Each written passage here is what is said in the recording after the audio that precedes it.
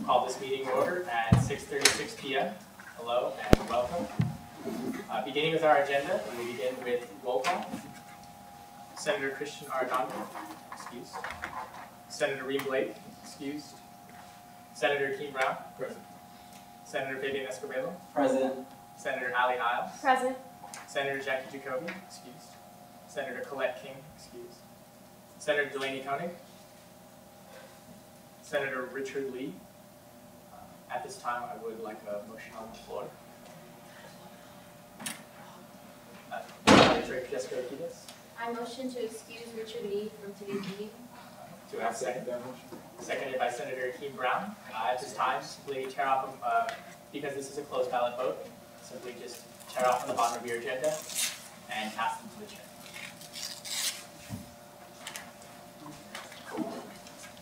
In the process of this vote, I will continue with roll call, just for the purpose of continuity of tonight's meeting. Continuing on with roll call, Senator Carlton Dewin. Present. Senator Priscilla Perret. Present. Senator Jason Ramirez. Present. Senator Herman Sanger. Present. Senator Summer Shaker. Present. Senator Sam Boyd. Present. President Pro Tempore Devin Plaza. Excused. Marketing and Promotions Director Raveen Rathod. Personnel Director Ashley. Elections Director Stephanie Rose. Present. Outreach Director Jessica Arguidas. Here. Senate Secretary Delia Chakri. Present. Parliamentarian Momo Hussain. Present. Vice President of Campus Internal Affairs Fernando Echeverria. Present. Vice President of External Affairs Abraham Galvan. Here. Vice President of Finance Ira Shang. Present. President Nafi Karim, excused, and myself. Good. Continuing on with our agenda, we have Section C, approval. At this time, I will open up the floor to members of the Senate on motions to either approve or amend the agenda. Do I have any motions? Senator Keem Brown? Yeah, I would move to add myself under Section H after item 1. Okay. Are there any other motions on the floor at this time? Irish Director Jessica Ortiz. I motion to add myself to Section G after subsection 2. Okay. Committee updates. Motion by Irish Director Jessica Ortiz. Were there any other motions or points on the floor at this time? Okay, seeing none, Senator Fabian Escobedo. I motion to add myself under Section H, collaborations. Okay. Motion by Senator Fabian Escobedo. We will take these motions all together unless there are any objections. Okay, motion. I move to approve this agenda as amended. Perfect. Okay. Motion by Senator Summer Shaker. Do I have a second? Second. And seconded by Senator Fabian Escobedo. All those in favor?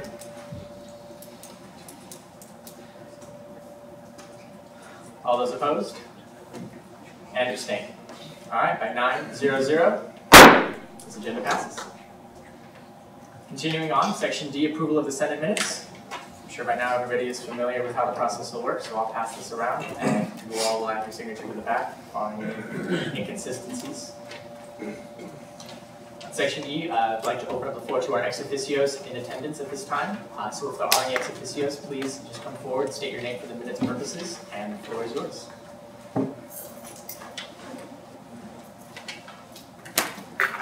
Hi everyone, Courtney Parker from RHA. So the only thing I have to report this week is our billing presidents are starting their second programs for the quarter, and as well as this weekend I will be attending a conference along with our Vice President of Communications and our advisor.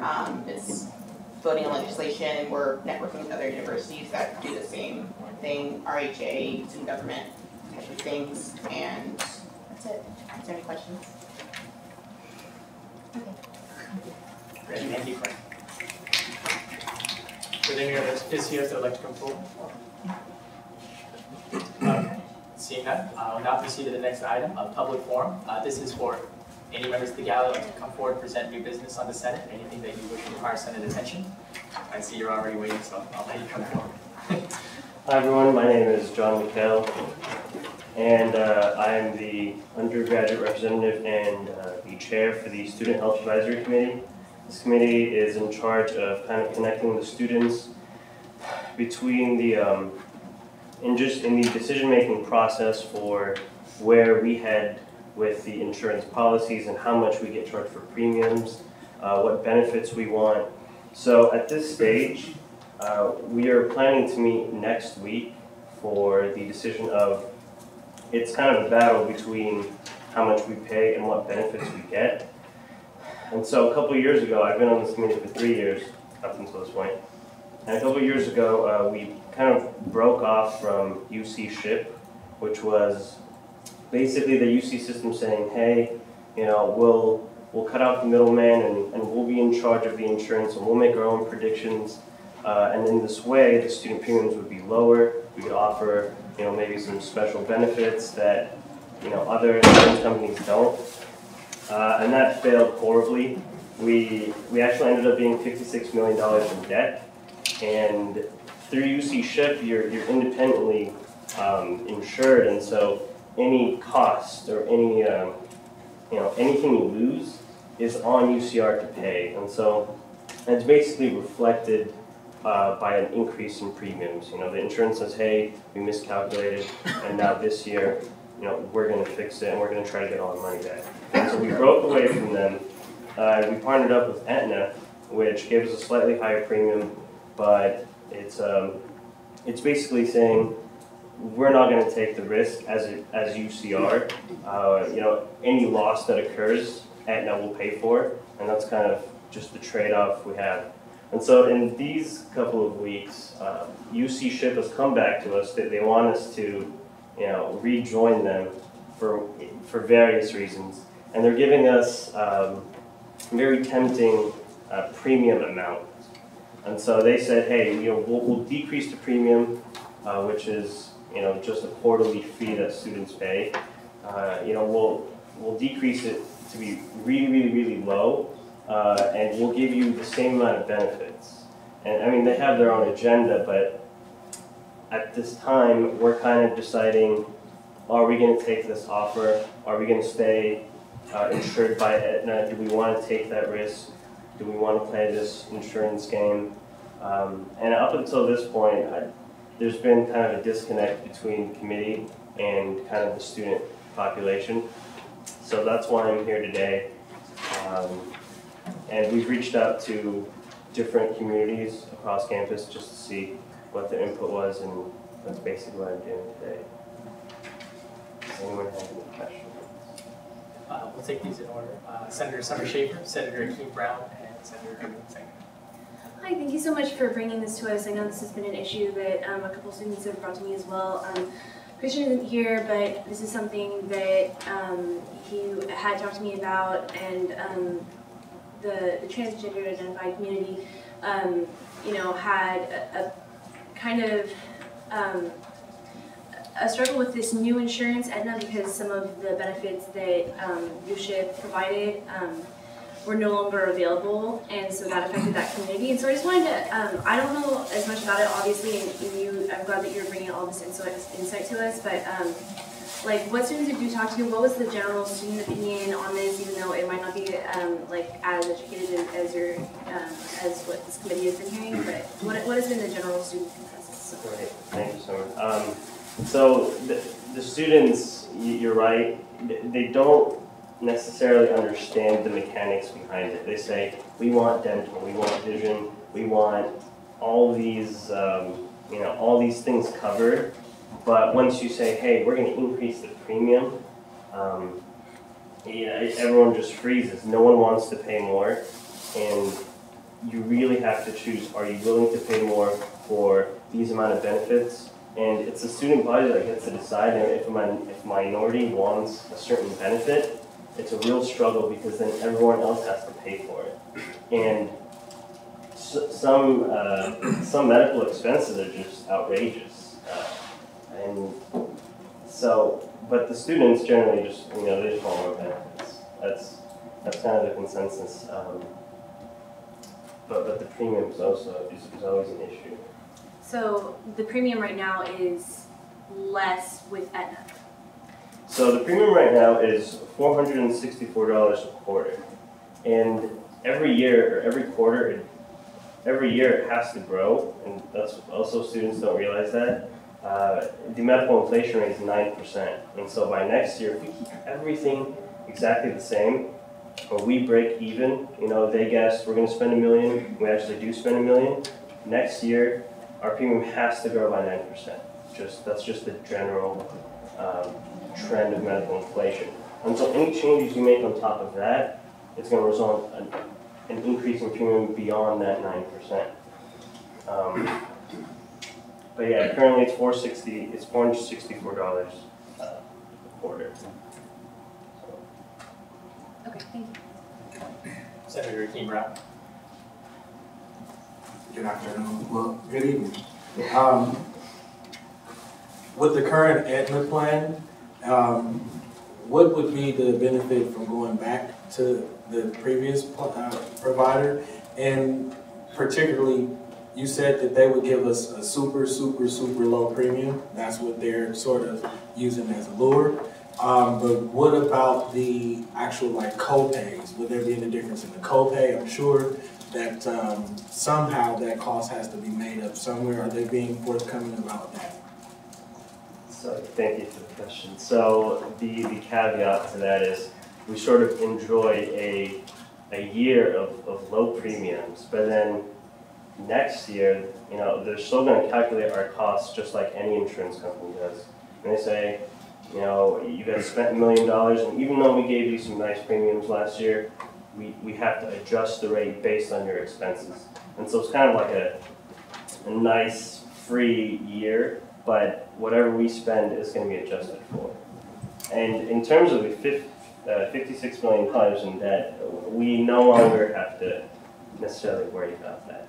That's not in our vision. Senator Hudson. Yeah, thank you so much, John, for coming out today. My first question was, you said you're meeting next week. What time and where? And is it open to the public or open for senators?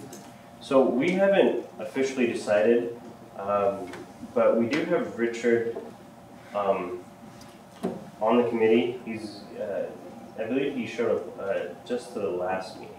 So the plan was to get the consensus for just to see what you guys were thinking, and then I go back to the chief physician and all these people and say, hey, we've come to a conclusion. Let's have this meeting. And this meeting is basically UC SHIP coming to us and saying, UC SHIP and Aetna coming to us and saying, well, if you want to decrease the deductible, if you want to decrease the copay, if you want to decrease this, this, and this, and this is how it's going to reflect on the premium. And so that's what the next meeting is for. You guys are welcome to, or at least if you are welcome to show up. But yeah, just let me know in advance. Oh, sorry. If it'd be great to leave your contact information, because I think there's actually quite a few senators that like to be able to follow up with this contact. And then my next question was, I'm not sure if you know, but how do, comparatively speaking, how do the other UCs handle their insurance when it comes to this? So even though we are all under the UC system, we're vastly different because UCLA has its own medical center, UCI has its own medical center. They're allowed to get discounts on those costs. Their populations are much larger, at least UCLA is. Their budget's larger. It's almost a completely different playing field, and so the other schools, at least a few of them, have opted in for the Aetna insurance, or not specifically Aetna, just to be insured by an external source rather than the UC trying to play this, this money game. Vice President Campus Internal Affairs. Thank you for coming to us again today. My first question is, do you by any chance have any more information about the lawsuit with Aon Hewitt, which is a consulting firm that actually caused the $57 million deficit in the UC SHIP aspect? And I want to see if the UC has picked up another consulting firm. Is that how they're going to resolve it? Is that the way that they're going to say that UC SHIP is going to be fine next year? I just want to see if that's the reasoning why we should go back to UC SHIP. And then secondly, if you could give us a little bit more information as to what exactly the differences are that UC SHIP is going to provide now and that Aetna does not or may provide.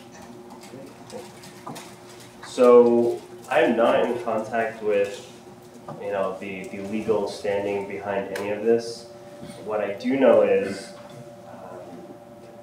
they just had an issue with their actuaries, that, you know, the people who calculate the numbers and predict the losses, profits, and so that problem has been fixed since, to my knowledge, but that's the only improvement I've heard. Whether this means that their predictions are going to be accurate doesn't really matter for us, because we know that whatever premium they give us, it's going to be substantially higher the next year. In terms of the debt that we were referring to, in discussing with them, it's not a deal where, you know, if we get back with UC SHIP, we pick up that debt as well. The debt is not really even in the conversation. And so, UC SHIP versus Aetna, just the main difference would be, the main difference is pretty much up to us. So if we want,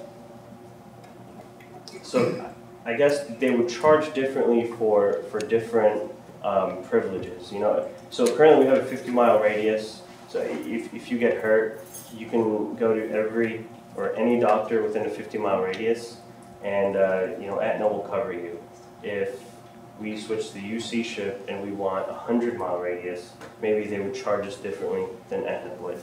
At this point, I would be asking you guys in general, it's just the debate between more benefits versus the cost. And so when I come back to the committee, that's when the details come out. And they say, Aetna will say, hey, if you increase your copay by $10, we'll give you a $1 decrease in your premium. And then UC SHIP will say, hey, we'll give you $10 off, or, you know, some number. Senator Sarmashid. Also, are there any other external groups besides Aetna that you looked into that were affordable that included more benefits than Aetna does? So we chose Aetna last year, just based on cost versus, you know, benefit. And the insurance broker will basically go out, he'll try to get quotes for us, you know, he'll take all of our data, you know, this is how much we spent in this and this and this, and he'll bring back prices for us, and this was the best comparatively. So there are other options for insurance companies, but their premiums were just outrageous, to say the least. So that's why we went with Aetna.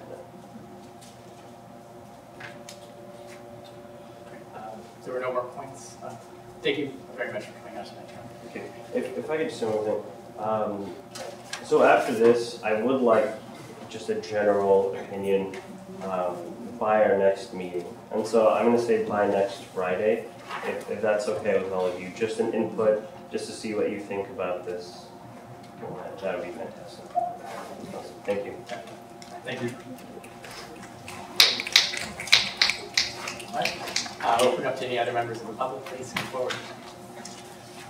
I simply ask you to state your name and the ministers. Okay, my name is Kimberly Wallace, and I'm an intern with CalPERS. So in California, there is a problem, which is the mega water drought. Californians have lost jobs, they face crop shortages, and increased food prices. Governor of California has called for Californians to reduce water consumption by 20%. Janet Napolitano has encouraged UC campuses to reduce water usage by 20% by 2020. CalPERS can help in various ways through educating through a water boards event, petitioning, handing out water conservation guides, and class announcements. The goal is to basically fix the sprinklers and to generate 1,500 pledges for water conservation so that this can be the most economically feasible way to fix the problem. Thank you. Any other members of the public want to come forward? Then just state your name for the record. Hi, hello, my name is Angelica. Unfortunately for Raza Assembly, our ex-officio is sick right now, but I'm their secretary. So just two announcements. On February 23rd, we'll be having a town hall meeting in which we'll be inviting Jim and Kim Sandoval, or Jim and Kim. We're going to be inviting them to attend this meeting which Raza will be presenting our issues. There are other Raza members here tonight, and we are inviting everyone to come and Yeah. solidarity with us. Basically, we just want to ask for your support. Just some of the issues that we will be addressing will be the undocumented student programs like Poder, more funding for Chicano student programs, accountability for community involvement, campus safety like point-to-point shuttle, the lighting around campus, bike regulations, and the escort service, food regulations that have affected many orgs on campus, and the freedom of expansion like demonstrations on campus. So we just want to ask for your support to go to this meeting where we will be addressing these issues. So we hope to see you all there. Our other event is this Friday. We're having our Tomas Rivera conference. It's our 27th annual, and this year our theme is community and wellness, such as medicine. So it's going to be from 8 a.m. to 3 p.m. and it's going to take place in various locations, but the main location is going to be in Hub 302. And that's it. So, thank you. If you have any questions. Yes? Hi. I might have missed it, but did you say what time and where the town hall assembly was going to be at? Town hall meeting is going to be from 6 to 8 p.m. at Hub 302 South. Thank you. Thank you. Thank you. Thank you. Any other members of the public? Hello, Senate. My name is Francisco Vaca. A lot of you know me. I'm here on behalf of University Honors to cordially invite the Senate and all members of ASUCR and also the gallery, if they want to come next week on Wednesday. We're going to have a University Honors Talent Show from 7 to 9 p.m. I know there's a little bit of a conflict of schedule because I know you all will be here, but if you can get out, come on after. We're going to have, it's at MSC 116.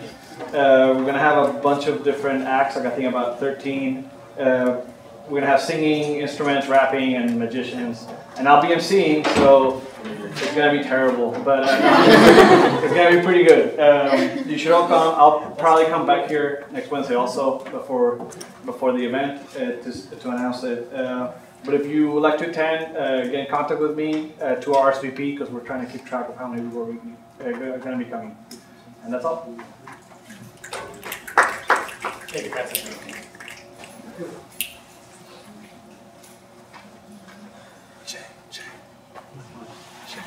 Hi everyone. I didn't understand.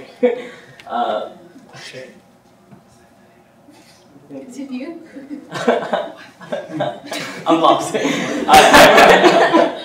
name is Neftali Galarza. I've been here a few times. I'm the outreach director for Alliance for Change Today, which is a student organization that works with Professor Dr. Navarro.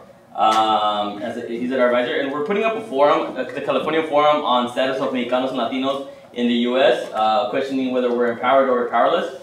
We're going to bring like a lot of great Chicano leaders to the Chicano movement, the 1960s, 1970s, some assembly member for today, a student from the Mencha National Board, and today I'm here to formally invite all of you to come out to our event. It's March 7th, same day as he, but this one is a little earlier, so you have time to go. It's even before you start pre-gaming. This is from 8:30 in the morning to 1 p.m. You can start pre-gaming right after. You have quite some time, but it's just a great opportunity to network. Even if you don't identify as Mexicano, Latino, Chicano, there are people there who are professionals in different aspects, not only in the Chicano movement. We're gonna have Assembly Member Eduardo Garcia, who's Assembly Member for the 56th district in the Coachella Valley, and he's also UCR alum. So he came here. We're gonna have Dr. Rodolfo Acuña, who's a professor at Cal State Northridge, and a lot of other people that I'll pass out. I'll give you all a flyer. And yeah, come through March 7th, 8:30 in the morning. Finishes at 1 p.m. Great way to network and just grow some knowledge about where us as Chicanos see ourselves, and listen out to other people. So pass one on, and then I'll collect whatever's left over here. All right, get one pen. Next up, from. Good evening, everyone. I'm Arturo Gomez, second year political science major. I'm just going to cut to the chase. A couple Fridays ago, following the recommendations of the elections director during the Wednesday meeting prior, we had submitted a request to adopt several measures which concern campaign finance for our student government elections. We had hoped that these provisions would be approved and moved to the Legislative Review Committee for approval on a Senate vote. These provisions included a spending cap for $1,955 for parties, a spending cap of $85 for individuals running in parties would also, party dues would also go under that umbrella, a spending cap of $250 for independent candidates for the purposes of those who don't run in party that don't have the same support system, higher cap would be in place. A ban on private donations, both material and monetary, to prevent any outside influence on elections. A deduction from spending caps for materials intended for campaign use purchased before campaign season, and a 72-hour grace period for reporting items following the aforementioned rules. Now, despite the fact that there were caps in place at around $75 that were overturned in 2005, which has then led to a flurry of campaign spending since, the Elections Committee unfortunately chose to turn down our demands. We are incredibly disappointed that the Elections Committee rejected these provisions due to concerns with having to follow up with those who participated in the mandatory candidate meetings leading up to last Friday's meeting. I would have made this address last Friday, however, last Wednesday, however, I had to go home for other personal reasons. I was given the impression that the number of callbacks would be high, but I had gone to the Monday meeting and a friend of mine had gone to the Tuesday meeting, and we tallied the number of people who attended. That number added up to 6 people, a tally which included, 2 of us, so that would be 4 people who would have to be called back. I find it very difficult to accept that the inconvenience of calling a minimum of 4 people to inform them of potential changes in the elections bylaws trump the importance of reforming what is clearly a broken system which provides bias to those who are more affluent or more able to pay for their campaign expenses. Also, the door still remains open to those who wish to influence the election, the workings of this public body with unethical donations. And it is with much regret for me to say that by ignoring these dangers to the integrity of this body, the Elections Committee has in effect set a dangerous precedent. We would like to call on the Senate to fix these issues while they still can, as the deadline for election submissions are still a couple weeks off. But despite all this, our disappointment does not come without support. The elections director followed through with her expressed desire to improve transparency with regards to the issue of finance reporting. Campaign finances will now be displayed on the elections website so that the public may be able to scrutinize the true intentions of potential candidates. We see this as a small victory for the public, but there is still a substantial amount of work to be done on this very crucial issue. Otherwise, I would like to wish everyone to enjoy their evenings, unless anyone has any rebuttals they would like to give to me. Yes? Would you be able to provide what you're reading right now? I just have this copy, but I'll be able to print some or share you one. Yeah. If you would like to read this, I would. Well, everybody, I'm sure, wants to see it. Email. But I'll definitely send it. It would be helpful because you raised a lot of points that we just clearly cannot discuss every single one of them right now. So you understand it would be a lot easier for us to get informed about your particular issues so that we can have a proper response to you in a manner that's conducive to solving the problem for everyone. Arturo, if you wanted to forward that to me, I can see what you said. I can forward it to send me. We'll hear from Elections Director Stephanie Rose. Thank you for having us on. Thank you for coming again. I just kind of wanted to let Senate know what happened since the last announcement about the proposal of caps was made. So I did invite these students to the Elections Committee meeting. They came, they presented us with the proposal, which I still have with me. And we kind of went through it, and fundamentally, which I explained to you, I don't see an issue with having caps in the elections process, just not for this one. And that's something that the Elections Committee and I discussed back and forth with you. Going through each thing, so going through a price for a party cap, an individual cap, independent candidates, no private donations, we saw a lot of flaws with that. Items from last year, so from parties who participated last year, will we have to ban those? How would we regulate those? So we just saw too many errors and too many flaws in a possible proposal for this year. So, like we just tried to explain to you, we did agree that we would come up with a proposal for next year. We'd like to do some type of investigation into how much candidates and parties have been spending in the past and come up with actual numbers for next year in which the elections director can implement then. I just think that it needs more of a concrete plan before we can put it into place. And then just in reference to the number of students that came to those meetings, there's no way for me to predict how many students will show up to the candidate meetings. We have planned 7, and I was going to make an announcement that we're adding an additional 8th one for next week. So the elections committee is trying to be as accessible as possible and allow as many students to come and run for candidacy as possible. But there was no way I could have predicted, okay, if I were to change my bylaws, how many students would I have to call back? And as you know, it just would have been a difficult process to come up with a full concrete plan with no loopholes, no errors, change it in the bylaws, have a LRC approve it, and then it would come to Senate. And hypothetically, just a situation, what if Senate didn't agree with it? So then it would have taken another week. And then we would have had a big issue in terms of the candidates who already had an idea of what they were going to do with their candidacy and parties in mind. May I say something, or am I? Okay. Well, in my humble opinion, I feel that no piece of legislation is without its flaws, and though I do understand your concerns with potential loopholes, I feel that they could have been filled in at a later date. It's just in my humble opinion that we set caps now, and worry about any other problems later. If there are other problems that come up, then we address them at another time. At the time, I didn't really say much I didn't really push the issue of doing anything this year because I read the room and there wasn't much agreement with doing it this year. However, I do still strongly believe that we should do it this year because what if next year the same issues come up and next year we get the same results. I feel that when I see a pressing issue, I would rather do it now than push it aside, but that's right. And that's not something I disagree with.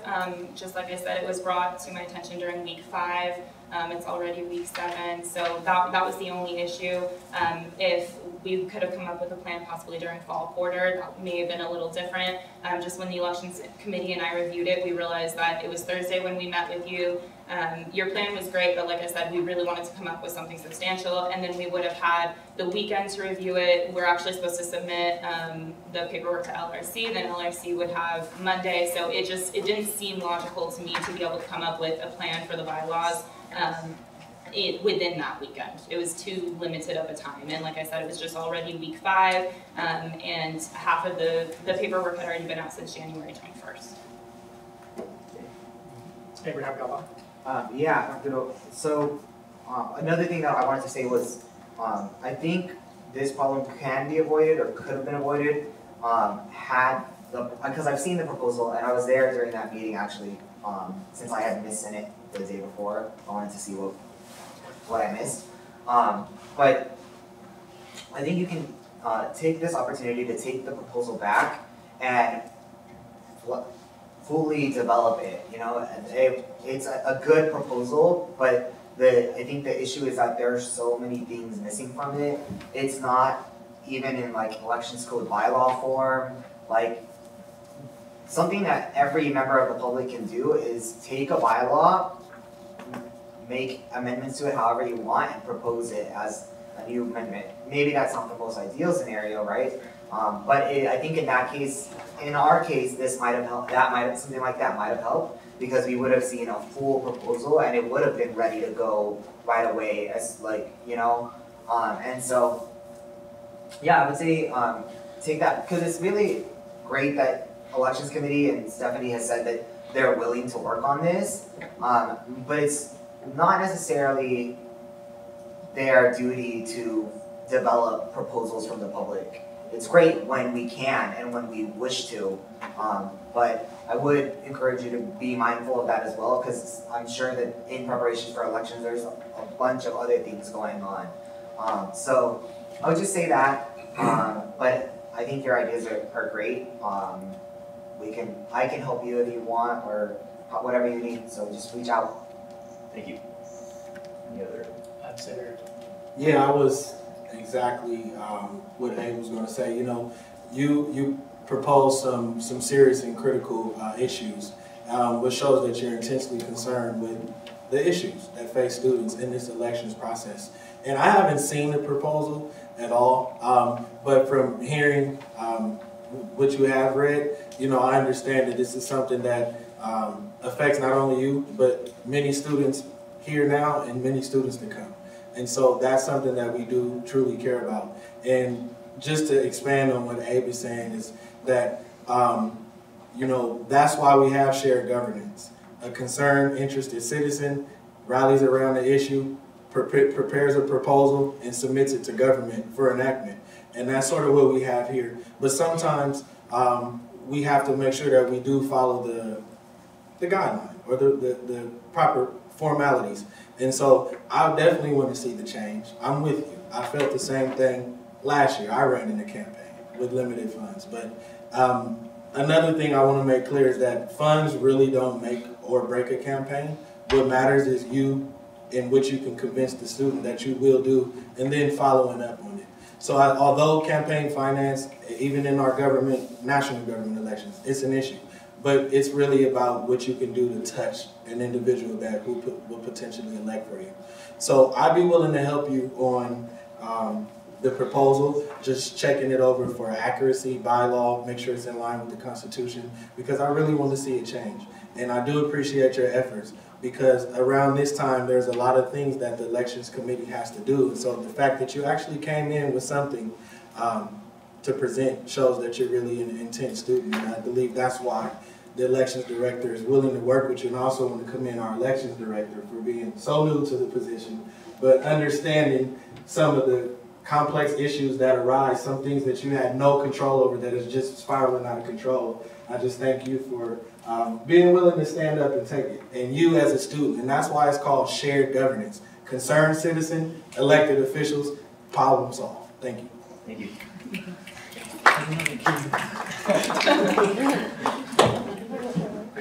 Were there any other points for the Senate at this time? Senator Jason Reyes. Yeah, I just want to say that the Elections Committee, especially in the PowerPoint that Stephanie and the Elections Committee completely drafted, we're trying to completely stay away from the whole monetary aspect of it. We're making it well known that whatever they do give to us, it will be public knowledge in terms of cost. And we're also trying to make it really, really, really obvious. We want an extremely positive campaign that's based on character and moral value and ethics more than anything. I just want to make that clear to everybody. We're not in any way trying to, impede anything that you're doing. To my understanding, the Elections Committee, you have their full support. It's just that it came at an unfortunate time. And I mean, myself, I'm also willing to, I'm more than happy to help you as the year progresses. So, I mean, if you need anything, let me know, Alicia. And thank you, I completely commend you for that. Okay, well, thank you so much for bringing this to our attention. Thank you. Are there any other members of the public that would like to come forward and present any issues, ideas, or do business for Senate?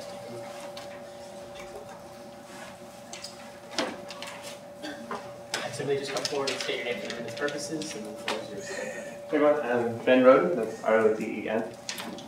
So I want to start off by just saying that it's been a while since I've talked to a lot of you, and I haven't really been here a whole lot, but I've heard a lot about what you guys are doing, and I'm really impressed. Like I really feel like the last 3 to 4 years, ASUCR has been like, all things considered, including improving every single year. And I'm just hearing about just people working together like across borders and things like that, and just like, putting aside differences to get things done, and I think it's great. But anyway, so what I'm here to talk about is there's been this idea brewing for a while for a new student group. And it's been about a year now, but it's been mainly between,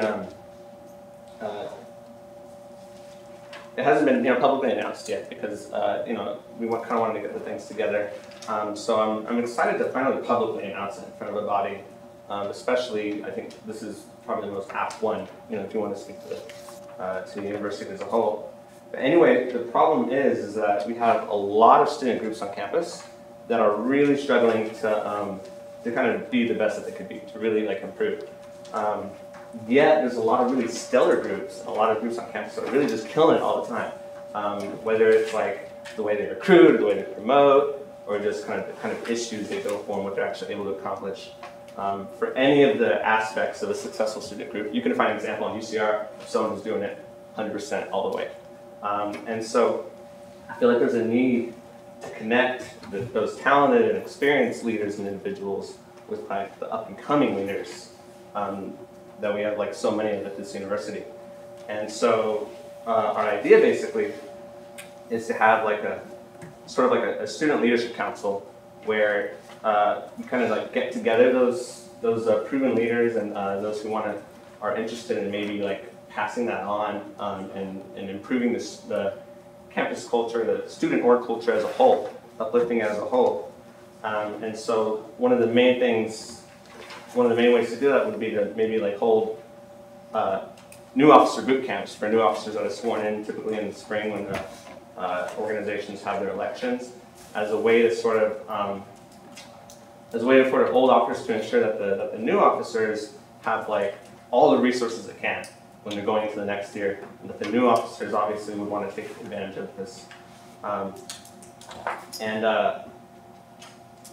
And that's just one thing that could be done. Like this group could, help new clubs who are having trouble getting like more than 1% at a time to run a table, to have one person to come help them out and maybe, help them improve their signage and their approach and things like that.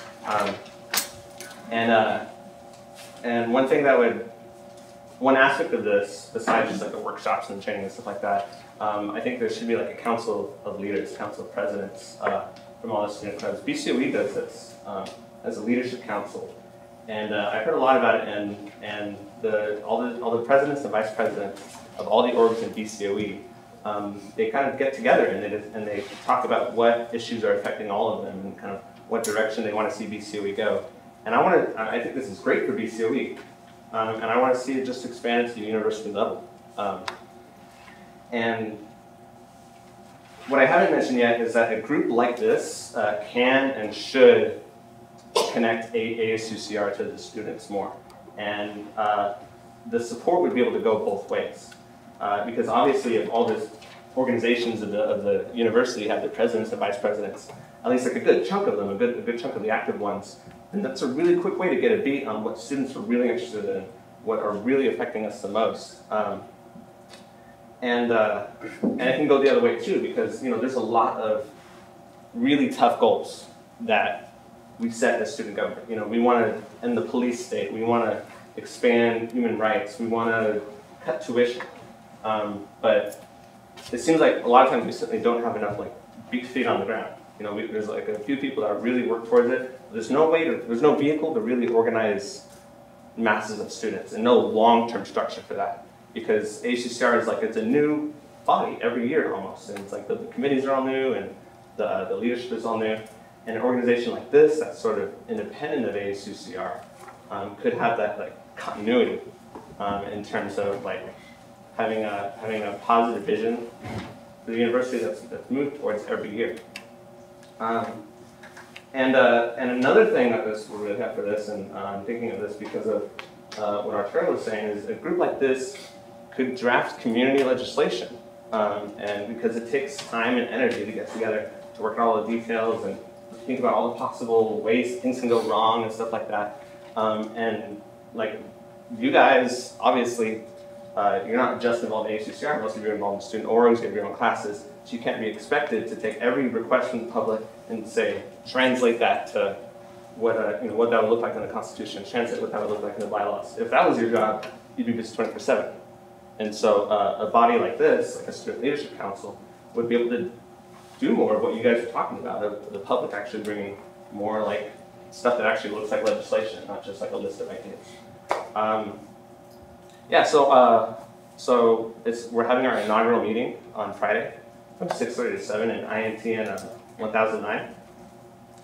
And one of the strengths of this organization is going to be of its different bodies that allow people to be involved, not necessarily investing a whole lot of time, but also gives room for people to invest a whole lot of time. And so one of these bodies would be a board of advisors, basically supportive leaders who can't really commit more than maybe 5 minutes a week, but as a way for them to stay connected. And the whole thing about the board of advisors, it would be proven leaders. And so I think a natural sort of first place to look would be here. So if anybody supports this idea of having a student leadership council university-wide, and you want to kind of be a part of making that happen, without committing a ton of your time, which you don't have, then I'd invite you to join the board of advisors and help see this to fruition. So okay, that's it for me, and if you guys have any questions. Outreach Director Jessica Urquidez, Senator Summer Shaker. Hi, thank you for coming out. I appreciate you speaking on behalf of, organizations wanting to grow and get that guidance. I know that Joseph Martinez in Student Life has been trying so many years for the last 2 to 3 years he's reached out to me on starting a presidential council with all of the student orgs within the 400 that are under Student Life. So he's been working towards it year after year. A lot of the times at the cluster meetings and at the workshops, they do a lot of what you similar different ideas. Yeah. So those are a lot of the concerns that we would want student organizations to be learning about, and just getting informed on transitioning their board. They kind of address those, but we can always do more to expand it to the broader student population. Yeah, I actually talked to Student Life. I didn't talk to Joseph, I did talk to Adam Daniels, and he said this is, he feels like it addresses a need, and it's something that they've thought about in Student Life. But with the cluster meetings, the whole problem with it is it's like a mandatory thing. So the orgs are just like, we'll just send 1 or 2 people maybe to go to it, and it's really hard, I think, for it to be really the best sort of value in terms of what it's providing, because the Student Life doesn't always know exactly what the student orgs need. Like I was told, Adam was telling me that they held a public speaking workshop, and 1 student org came out for that, and that's not just because they're not students, but because they're just they have a limited perspective. And not any one of us could say what student orgs need most. Like if there was going to be some workshop next, what would it be? Would it be raising money for a cause? Would it be running a table? Would it be transitioning leadership? None of us could have the answer to that unless we actually had this council of presidents together. So yeah, I take your point really well. Senator Summer Shaker. Hi, thank you so much. This is a great idea, and I'm really excited about this, and props to you for working so hard on this, and I'm really looking forward to it. I think it will bring a lot, especially having all those leaders in one place that are working so hard and able to share the work that they're doing in each of their organizations with other organizations and what they're doing well. It would be a great benefit, and my sentiments were similar to Jessica's. I'm wondering if you had talked to Student Life and seeing what they're doing on this. And I was also going to ask, how are you reaching out to them, and are there going to be, how many have said they're going to be, have you gotten in contact with other student organizations to be on it? It's mainly individual to individual though, and most people I talked to really like the idea, but the first really mass, sort of thing, sort of public invite is here, because I figure you all represent many student organizations already, so this is probably the best, good place to start, so this is where it starts. Yeah, great, thank you so much, and then where is it again? It's in INTN. INTN, yeah, North 1006. Okay, cool. Thank you so much. Oh, and I forgot to mention that a while back in fall, a friend of mine was talking about starting a volunteer committee about helping all of our volunteer-based organizations maybe collaborate together and things like that. And he told me to get a lot of support for that. Well, that was actually part of what SLC was supposed to be about. We were just sort of prototyping some of the ideas, and so a lot of the elements, I just saw the email go out to a lot of the groups regarding volunteer committee, and it's echoing a lot of what SLC is supposed to be about, the Student Leadership Council, just on the narrow focus of volunteer-based activity. So I really thank you all for giving them support and actually starting that committee. That's you, Fernando, right? So I appreciate that. Senator Priscilla Perez. Hi Ben, thanks for bringing this up to our attention. Do you think it'd be more effective if CNAS and CHAS colleges took up BCOB's lead in having leadership councils within our own colleges, or more everyone? Because I'm assuming if you have all the orgs come out, that's 400 individuals, each one from each org. At these meetings, and I don't know if that's going to be effective as much as if you'd had different colleges have their own kind of leadership councils. You make a really good point. Though having too many people come out to these things, I think would be a great problem to have. Yeah. I think, in the early, probably in the first 1 or 2 years of this kind of thing, just realistically speaking, it's gonna grow slow and steady, unless out of luck or just a lot of people get involved, that it takes off faster than I expect. But that is a really good point, and that may be more effective. And a possible maybe compromise is to have like the university-wide one, and then the clusters of the different colleges. So maybe like if the BCOE Leadership Council is okay with it, then they could like, I don't know, integrate maybe something like that. So that was a really good idea. I hadn't thought of it. I mean, yeah, we'll have our meetings with our deans, the respective deans of our colleges soon, so it's something I'd like to bring up too. Cool. Appreciate it. Well, so just again, it's from 6:30 to 7:30, 9 p.m. on 1006, and I appreciate you all for your time. I'm sorry, could you say what night that was again? This Friday, This the Friday? 20th. So yeah. Great, thank you so much for coming out tonight. Thank you all. Okay. Are there any other members of the public that would like to come forward? Okay. That's fine. Okay. Yeah, that's a good thing. All right. Well, continuing on with our committee updates. In section G, first we have subsection 1, our finance committee. So at this time, I'll turn it over now to our Vice President of Finance, Irish. Hi everyone. Hi. Okay, so allocations for this week are as follows. Beta Alpha Psi, they signed up for a grant, but they didn't show up today. Delta Chi, we allocated them $1,500 for a grant for their event called the Marlet Madness. Next we have $750 to write love on her arms. Next, $1,500 for Karate Club. They are hosting an event called the UCR Highlander Karate Cup. Next, we have allocated $750 for pre-SOMA, $750 for the Afghan Student Association, $998 for Cosplay Brigade Alpha, $908 for the Biomedical Engineering Society, and lastly $750 for Tennis Club at UCR. That is all. At this time, we'll open the floor for motions. Senator Jackie, go. I just have a question. If there's like a typo or not on subsection C, number, the voting numbers are different than all the other voting numbers. 401, not 400. Is this just like a typo or one more person was there? No, the one I abstained. Oh, okay. I didn't know that. Okay. Yeah.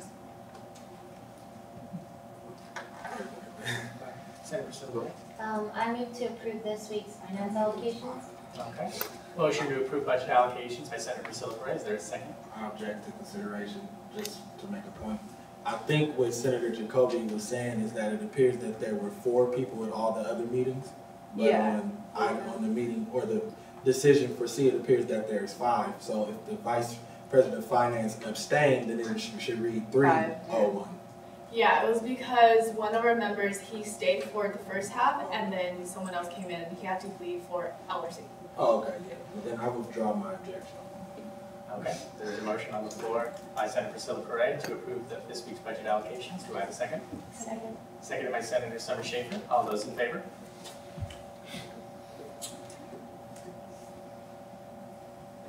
All those opposed? And abstain. Okay, by a vote of 11-0-0, these allocations pass. All right, continuing on to subsection 2, we have Jessica Arquides with the Outreach Committee. So I'll turn it over to Jessica. Hello everyone. I just wanted to thank everyone who applied for application, and I know a lot of individuals reached out to me. We actually got 17 applicants for this quarter, which is amazing. We usually, well, from what I was told, we usually get around 2 to 4 this quarter. Last quarter we did set the limit at 10 each quarter, so I had to ask individuals to possibly hold on to their application. I actually chose to hold on to them so I could look through them and help them, and turn it in spring quarter. So some of the events take place in spring quarter and some in the summer, and I set priority to the individuals that have events that are going on in the winter, so that way they're able to get those funds within this quarter. I'm hoping that we'll be able to meet at a sooner time for spring quarter, just based on the fact that if these individuals are trying to apply and hoping to have their event in the beginning of the quarter, then we'll be able to do so within the first 3 to 5 weeks. We do have to give them enough time to apply and have other individuals or other organizations apply for the outreach grant as well. So with the applications, I know there was a little bit of concern, I had mentioned it last week between the 17th and the 18th. Because we had hit such a maximum, I had allowed students to come in on the 18th, but we went from, I was gonna say 0 to 100. We went from 2 to 17 in a day. So unfortunately for next time, we won't be able to be as generous in extending the deadline just based on a typo. We'll go ahead and we'll just kind of allow them to know that it was a typo and we apologize and we won't be able to give them that extra day. For outreach committee, I had mentioned it before that we're gonna have an outreach event in the spring with high school students. So I was hoping to get at least certain individuals to help out with the planning process. We had agreed that we would kind of plan the process and then invite other organizations or volunteers to make the process a reality the day of. And another project that we're having is on March 4th, where I'm going to be working with Student Life, March 5th at 5 o'clock. There's going to be a workshop for individuals that are not familiar with hosting outreach events. So last quarter, I was able to grant a lot of different organizations their first outreach event funds. So never before were they holding events, and they kind of didn't know what to do. So in order to avoid that problem, we're going to have a workshop that kind of directs students where to go or what steps to take after ASUCR grants an allocation out of the outreach funds. So basically, we're just gonna help them with, guiding them to different departments such as like hub scheduling, student life, risk management, different areas where they would be given the resources to have a successful outreach event. So if anyone would like to be on board, that's also another project that I would invite all of you to, just kind of work on. And if anyone is having a problem with outreach application, I just wanted to let them know that they can feel free to contact me. We have our outreach hearing this Friday at 8 a.m. So I'm hoping to have all of the members there. And yeah, thank you. Have a good winter quarter. Great, thank you, Jessica. Okay, continuing on with section H of our agenda, we have collaboration. First up is Senator Summer-Shaker.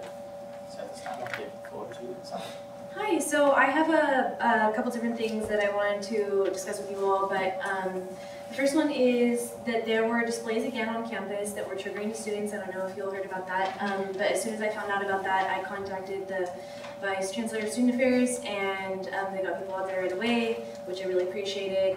And I also was talking to a lot of different people trying to figure out how we can remedy this problem. Since we didn't have heads up ahead of time, we weren't able to send out an email for trigger warning like we all agreed upon in our resolution, or set up any signs around that area telling or warning students about these triggering images. And so there were two displays on each side of the bell tower with images that were triggering students. And so in looking into different ways that we can address this problem besides the email and signs that we can put up only if we have prior notice, is looking into reserving those spaces. So technically, I talked to hub scheduling, and they said that anything that takes up space on campus does have to be reserved ahead of time. And so looking into ways that we can implement this better, finding out ways that we can tell outside organizations before they come onto our campus that they can't come on without reserving a space, because if they had, hub scheduling told me and reassured me that they do set up 8 a.m. before even people have their first classes, that signs if they feel that it is any kind of contact on any kind of imaging or content that could be triggering to students. And so I was wondering what you all thought. I'm looking into different policies. I looked into policy 785 that talks about prohibiting any event that's any event or display on our campus that is in contradiction to our mission statement as UC Riverside, or that involves campus or community disruption, which may include something along the lines of the displays that were presented. So there are policies existing that could prevent these from coming onto our campus, but yet they still are, and so this is still an issue on our campus. And so I was wondering if any of you wanted to collaborate with me on that. I'm thinking about creating a task force of students to work on something for this, since it is something that is directly affecting a lot of our students walking around on campus, and people who are thinking about being students, parents, children who are walking by those today, they were also triggered as well. So if you want to collaborate or have any comments on that, I wanted to hear your thoughts and or see if you wanted to be a part of the task force that I'm going to be creating. Hi Summer, thank you for bringing that up. I don't know if you noticed that one of the individuals that spoke about the town hall meeting, that's something that they brought up, the idea of reserving spaces for demonstrations. We actually looked into this after with Angie Eek, and she was an individual that was organizing around the demonstration with the R word. So what we found out regarding the section 785 is that if we set more limitations to others, it would also set limitations to ourselves. So as student organizations, we would kind of be forced to also reserve these spaces. So if we were to have any type of protests or demonstrations, it would limit our free speech zone, which is all the bell tower. So we kind of hit, I want to say hit a wall, but there was a conflict of interest because as much as we would want to regulate others, we wouldn't want to be able to regulate other students for their freedom of speech as well. So I mean, I would be more than happy. I know that they already are working on it. The Diversity Council is also working on it as well. So maybe we can collaborate so that way we can have communication with them. So that way we let them know that we're also concerned. Yeah, of course. I'm glad that they're working on that, and I think that the policy that I was looking into was one regarding specifically outside organizations and not on-campus organizations or students that are on campus that would be affected by this. So I agree with you, and that's something that I was concerned about as well. I don't want to impede on freedom of speech, and I don't want to impede on other students' ability to freely, use those spaces as well. So I agree with you, and thank you for bringing that up. I was going to say something that would probably help if the emphasis is on outside groups. If I'm not mistaken, that the majority of the outside groups that come on are through student organizations. So if we can look into that particular policy where it states what student organizations are to abide by, which clearly are university policies. Any guest, any family, any pet would also have to abide by that. Because I don't think that outside organizations, and somebody please correct me if I'm wrong, can just come in without being invited by a student group. And at that point, then we can bound those outside organizations by the same rules that the sponsoring group are to abide by. So actually, the group that came onto campus today was not invited by any student organization, and they can freely come onto our campus without going through a student organization. And there's another policy that says they don't have to give prior notice to anyone before coming on campus, which is something that we should look into as well, at least giving prior notice so that we can properly address any concerns ahead of time. However, that is impeding on freedom of speech, and so that is another thing that we'll run into is that. Yeah. And so in that instance, I think what would be very helpful if we could possibly make the case that since this is our school, this is our space, this is our fees that produce the space. So any use of the space is technically because of our fees. So therefore we should have some type of say-so over that. So if there's a way for groups to just come on unannounced, I think it should be more so that outside groups should have to have a student organization sponsor or some type of affiliation to the school to just to be allowed to come on. So I'd be willing to work with you on that and see if we can find some ways to use the existing policy to reinforce the outcome that you would like to see. Great, thank you. Vice President, Campus Internal Affairs. Yeah, I was exactly going to repeat what Summer just said, that you don't need to be invited on campus. And where this situation is going to get a little hairy and complicated is the fact that you're at a state-funded university. Yeah. That's the big gimmick here, because private universities can actually ban people coming on. They can take them off, but that's because they're completely funded by just the tuition fees and everything. But since you are at a state university, technically through even just state law, people can come on here at any point. So it won't just be like school policy that you have to kind of fight with. It'll also be state laws and seeing where you'll get UCR campus attorney also involved. It'll be a very long conversation. I think the whole thing, then they're going to go back to the free speech zone, which is going to be the big thing because that's for everyone. So I would say definitely, it might be a long fight, but definitely look into having a way, since they have to reserve, since some of them have to reserve, making sure that those become public quickly, having the prior reservations so that we can see them. And that will take care of like the majority of the people that come on campus. And then second, we really have to talk to the vice chancellor and see if he can give us prior notice, because it's not, he does know to some degree. It's not a secret, it's not a surprise. To some degree, he knows.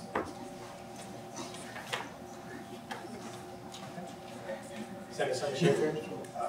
Oh yes, sorry. so that. One second. Actually, still have one person that can speak, so that's Ashley Rowe.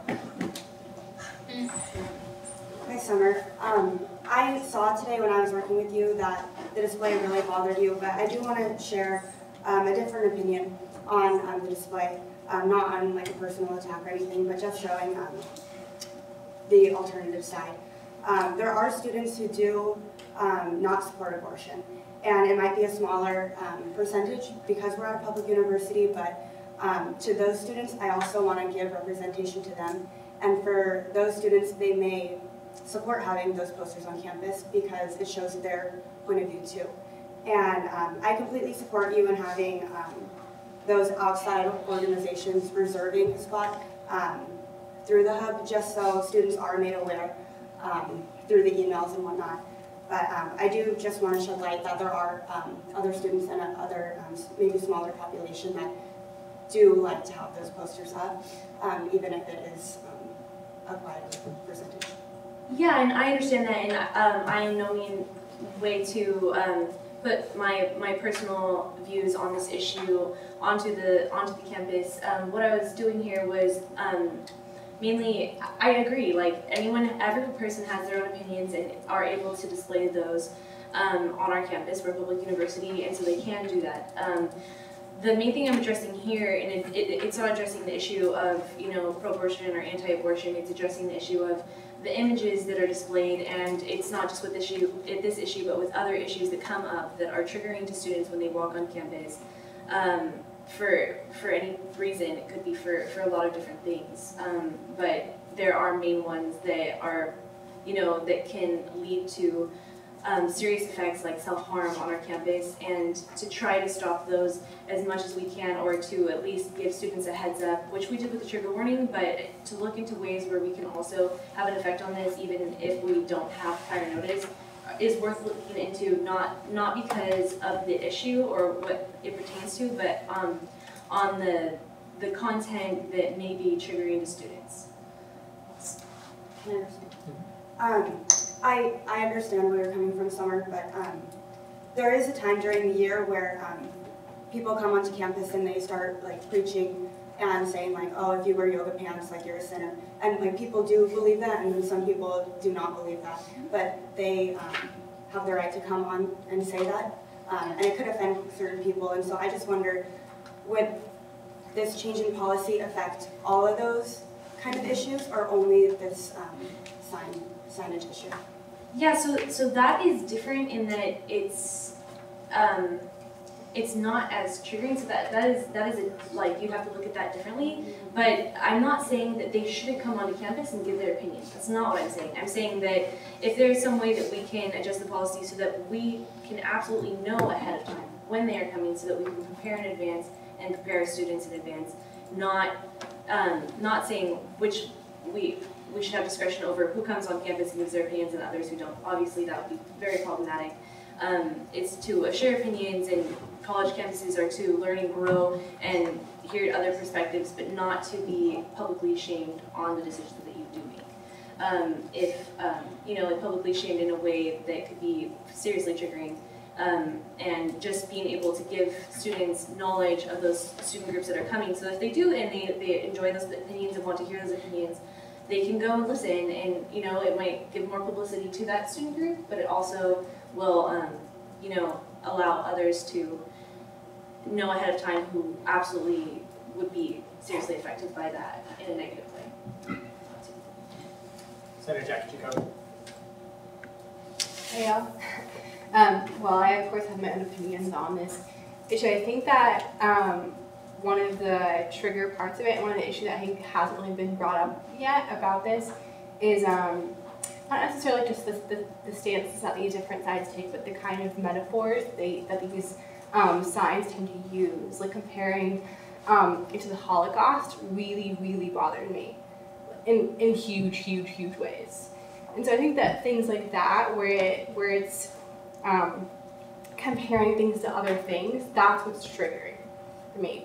Everyone can have their own opinions, that's totally fine, but it's the specific choices that they make in terms of comparisons and what it's similar to are really triggering, in my opinion. And I totally support sending out some kind of email beforehand, collaborating with you on that, and that's about all I have to say about that. Yeah. Thanks. How are you trying to disagree with this? Yeah, I just wanted to kind of piggyback off of what Ashley was mentioning before, and then I know Akeem had said it a little bit under his breath, but the thing that we can't measure is, sorry. Sorry, no, it's because it's difficult, because we've already met with Vice Chancellor Jim Sandoval twice about this, and when having a follow-up meeting, we can't measure triggering. So that's a difficult part, and we can't prioritize triggering as well. So it's kind of difficult for students to say this issue is more triggering than other, because we're always going to have another experience for another individual. So I mean, I myself as a survivor is different than another survivor's experience. I may be able to handle it, another may not. I may not be able to handle certain situations, but I will react to different things in different ways than another individual were to act or to be triggered. So it's kind of like a level of reaction and experience, and we're not gonna, I'm not saying not validate one, but we don't want to shame or validate one more than the other, just because of the fact that it may be a different experience for that individual. And I agree with that, and it is true that different things will, different amounts of triggering for other people, and this is kind of a conversation that we had when we passed the resolution, and we did pass that. So if we do know about it ahead of time, we are, by that resolution, going to send out an email ahead of time. And it is a difficult conversation to have, and I've talked to the Vice Chancellor of Student Affairs as well. And I think that, you know, even though it's hard to measure, some are obviously affecting, you know, a majority of our, or a large amount of our students, and can be, you know, measured more easily than others. And, you know, it's true that every person's experiences are different, and we can't know exactly what will trigger people, and we can't stop every single thing that can trigger someone from happening, unfortunately. But we can, you know, be able to give resources and do as much as we can, and I think that us doing those things is really important, and at least looking into this, and I appreciate the groups that are looking into this, and I want to work with them, and I want to, you know, build more on this and see how we actually can find something or make a policy that will, you know, if not affect all of the ways that things that trigger students happen, but affect as much as we can at this time. And in an objective way, not in a way that is expressing our opinions, but in a way that is, you know, trying to do the best for the student body. Senator Silver. Speaking of measuring triggering, I didn't even think of this till now, but couldn't you send out a survey to students to campus at large? And then maybe that's a way for students to debrief or share their thoughts and expressions about things like this that maybe they wouldn't know where to turn to. So I think, I mean, it could be as simple as having a scale from 1 to 10, and just like that, you can already quantify that triggering. That's a great idea.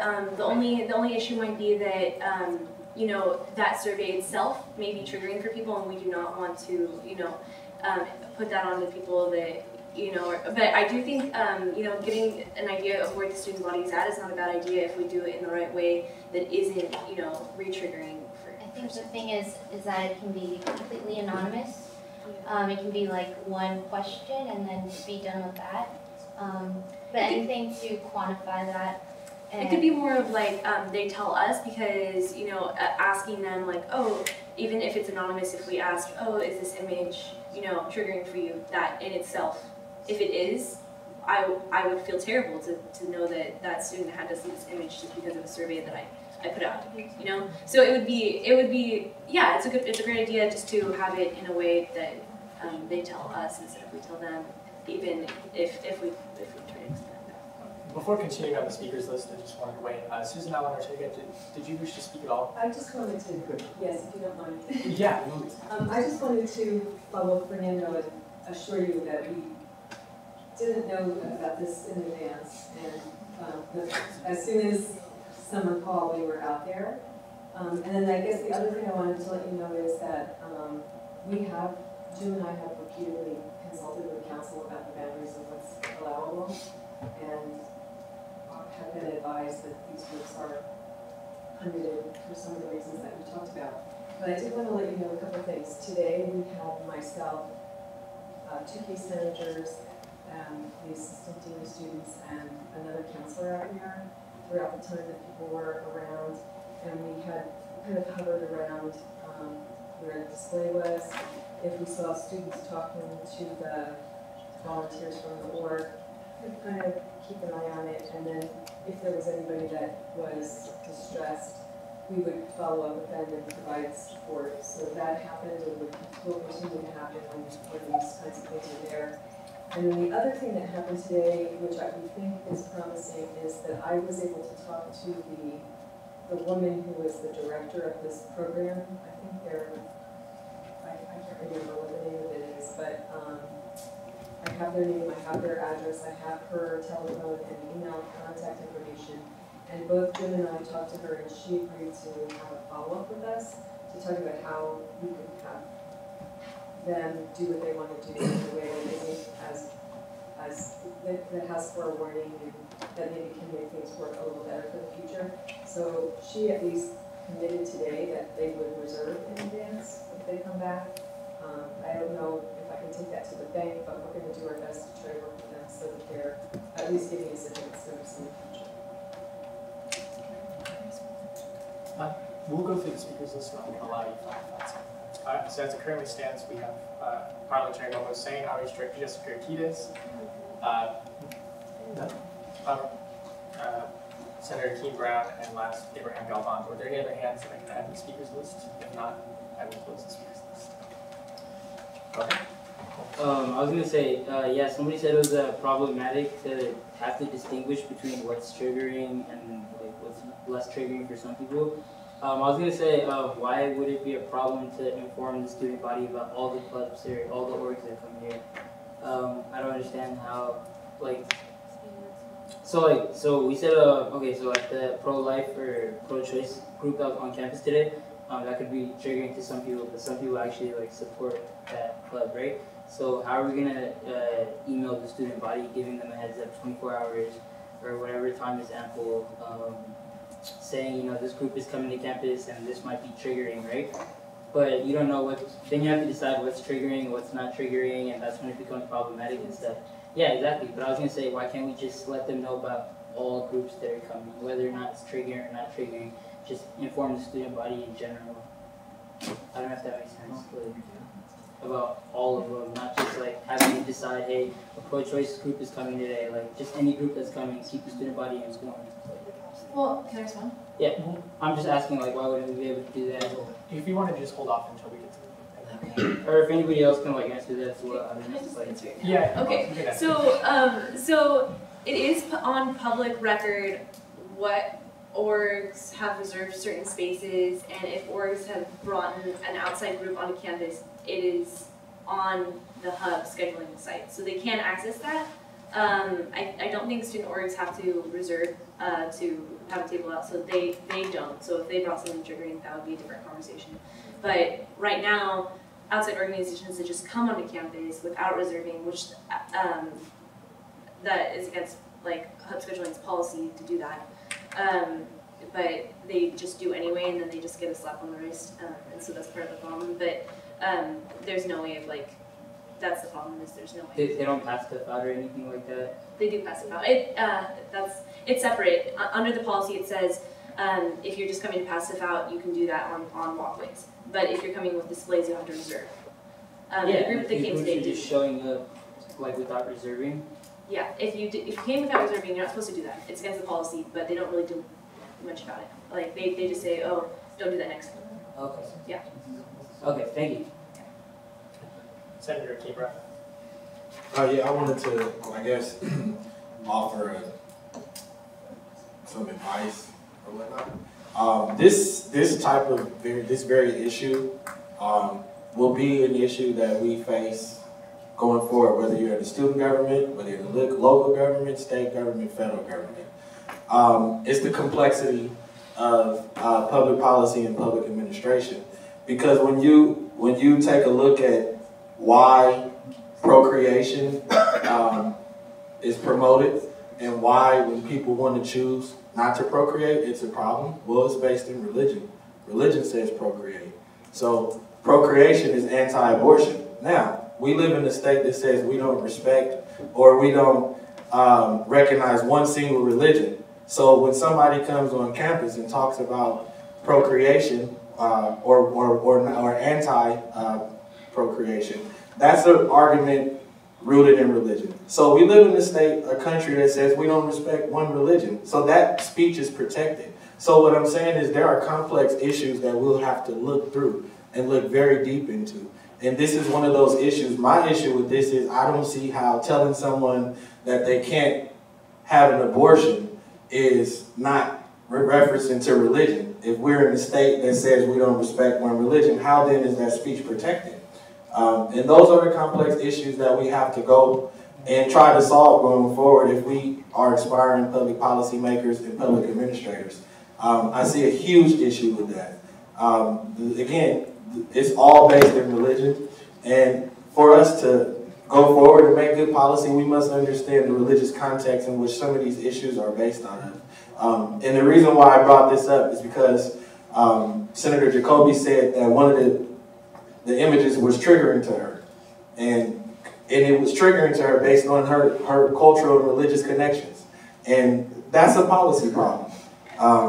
And I'm sure all of us have religious things that we come across and impediments that we face, and it's rooted in policy. So all I'm saying is this is just advice for all of us who want to be lawyers, public administrators, and policymakers, that we need to understand these issues and their very complexity.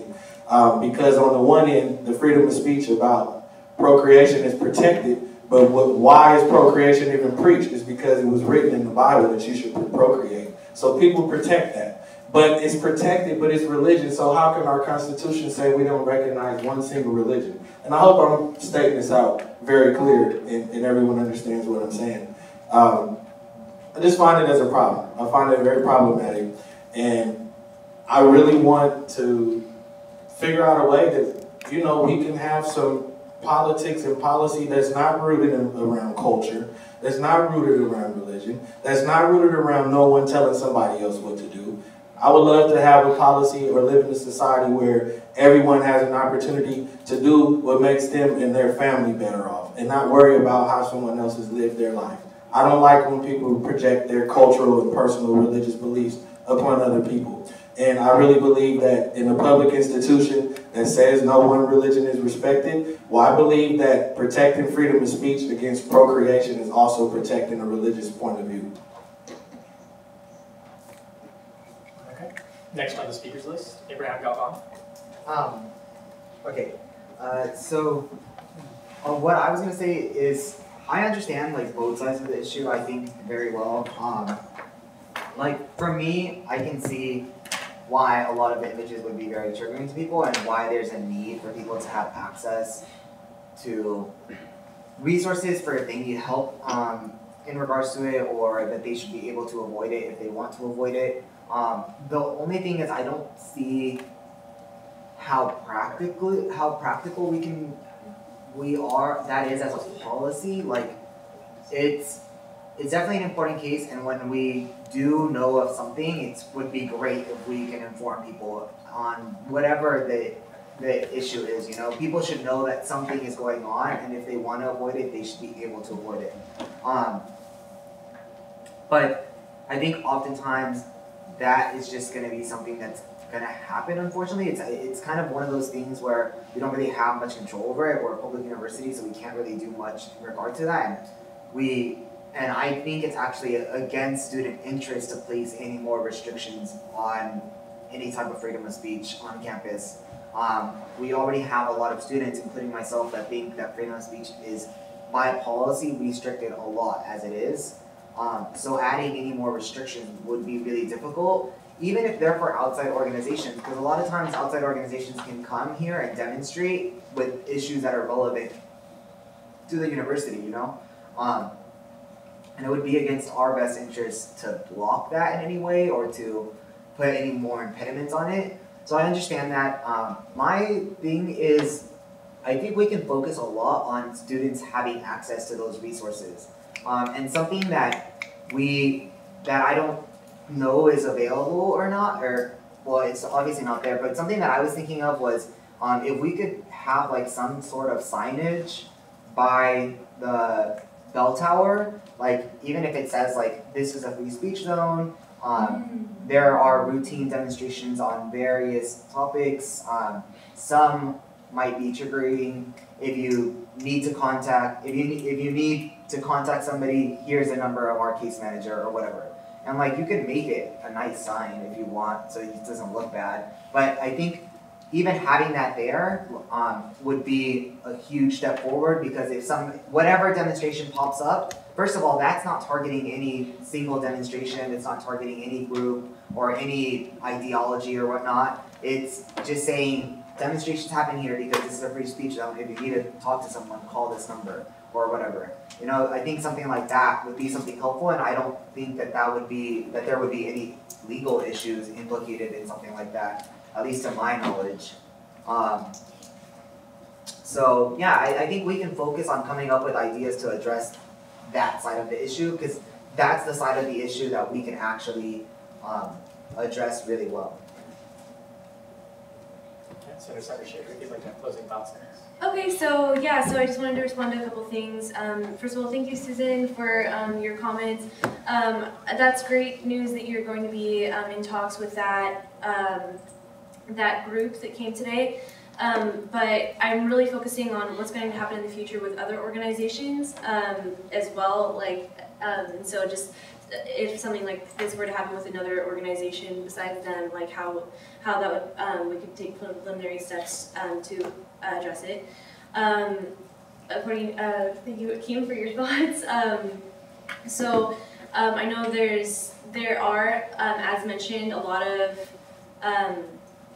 problems that arise with this. But like Arturo was saying earlier, that shouldn't stop us from trying to make change right now in ways that we can.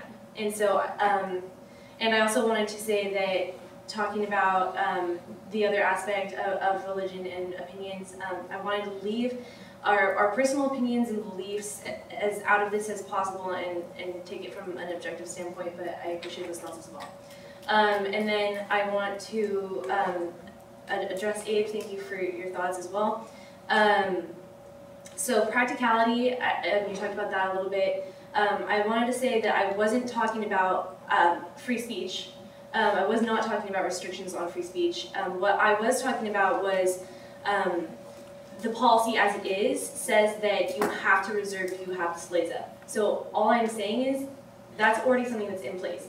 It's not saying that student groups should not come and that there's any limitations on their free speech, but just that they have to reserve that space ahead of time if they're an outside group or a group that an org is bringing on.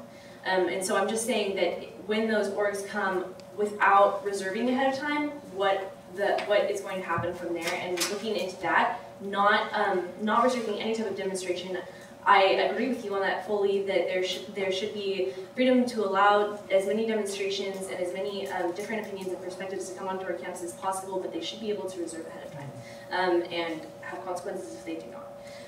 And then I think that's a great idea. Having a free speech zone with resources up is an absolutely great way to address this situation now as quickly and as possible while we look into ways that we can affect the policy. So thank you everyone for your thoughts on this.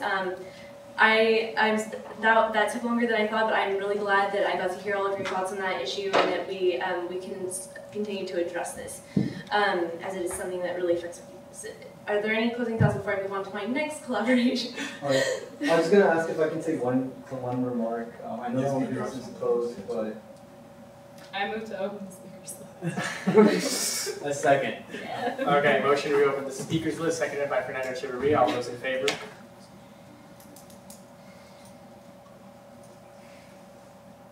All those opposed? And abstain. Okay, by 11-0-0, this passes. All right, the hands that I saw them, I believe I saw Fernando's first as well. And then second, and Stephanie Rose, did you? I think it was Hakeem. Okay. Similar. And personal director. I motion to close the speakers list after Hakeem. Okay, motion to close the speakers list after Hakeem. Is there a second? Second. Second by Senator Ali Hiles. All those in favor of closing speakers? Point of parliamentary procedure. I did have a couple of questions. I was wondering whether when I'm allowed to speak, if the person speaking them towards can answer them. You can, technically not the person after. Right. Right, it's just discussion. So no? So the person after would have to yield their time, I suppose, if you wanted to. I've set it up so that, just for the sake of like efficiency, to get all the points and the person will respond to it rather than kind of it having a. Okay. Yeah. Okay, well, there was a vote on the floor. There was a motion on the floor to close the speakers list, seconded by Senator Ali Hiles. All those in favor of closing the speakers list after Senator All those in favor?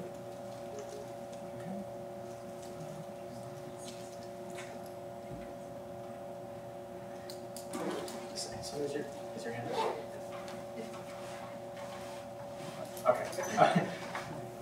Okay, all those opposed?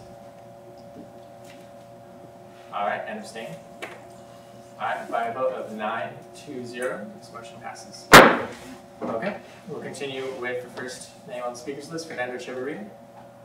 So I was going to say, like, just to back up what Abe said, that's actually a pretty good idea, just because the precedent, like, the constitutional precedent in free speech is that the thing you do to one organization or a particular group has to be a blanket thing.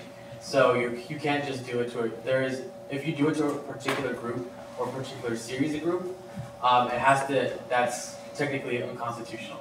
So it has to be a blanket statement where it affects everyone equally. So that's why I think the council actually told Jessica and the group before that limiting one would limit pretty much the students. And the second thing is that hub policy is also very complicated. Because hub policy doesn't necessarily trump just an average citizen that comes onto the university. Hub policy mainly just does kind of focuses on students. So that's the other area that when I've talked to council before, they said hub policy doesn't necessarily always doesn't affect the average citizen in this free speech zone, because it's a different area, so to say. That hub policy can't necessarily trump like a constitution and the state constitution. So there's all these different layers to it, which is why I think it's like that may not be possible. But I do think where the direction Abe was heading might be a good direction to start off with, because as we said, like Arturo said before, like we should be focusing on something we can do. I do feel like what Abe mentioned is kind of very possible. And then we can talk about like releasing the reservations, seeing who's on the reserve list, and seeing what we can do from there. But it will become, because just the precedent from New York versus Smith, that's kind of the precedent that's governing the country. So that's why I said that has to be a blanket thing. That's it. Okay, next on the speakers list, Senator Herman Sega. Yeah, so Akeem, you had a very eloquent speech. However, I believe you may have accidentally used procreate instead of pro-life. I believe, like, I was a little confused during speech. That was going to be my question, but I guess you can't answer it. But going back, this whole idea of triggering is it's a very hard word to identify, because everybody's going to have a different idea of what triggers them. And normally, you know, like, this is actually something that I just was very I just very recently kind of had a change of state, and that's because I participated in the Armenian Student Association's silent protest for the 100 years, standing in solidarity.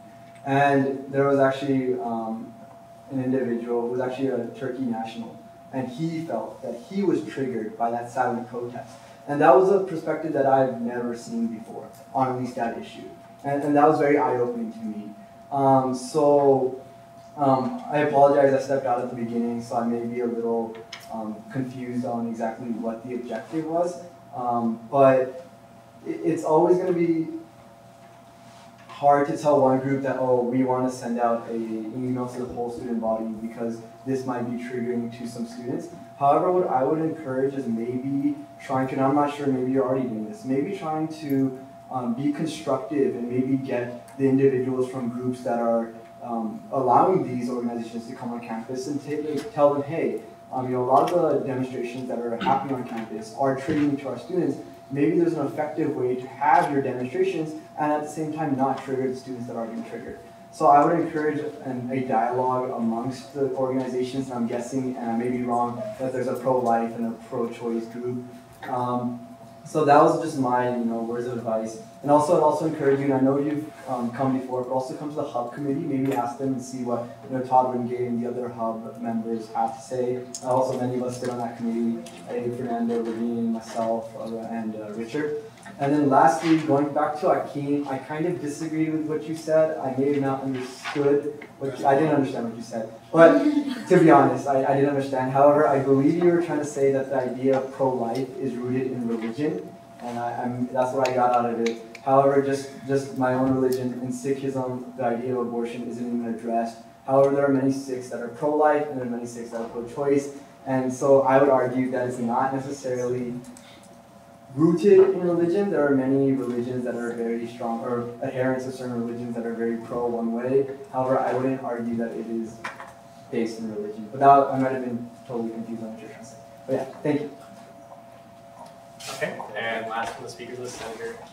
Great, I can look at your face. And just to clarify, procreate is the word that was used before pro-life. So it means to produce offspring. Back to my point, I said it very clear. I said it for everybody who is considering being into politics, public administration, that this is one issue that you will have to deal with. Religion and politics, there is no right turn. I can take you back to what's going on right now. ISIL, they want their own state. It's based in religion. I can take you to the Holocaust that Jackie brought up. It was about religion. I can take you to the partition of Israel and Palestine. That's about religion. I can take you to the partition of India and Pakistan. That's about religion and policy.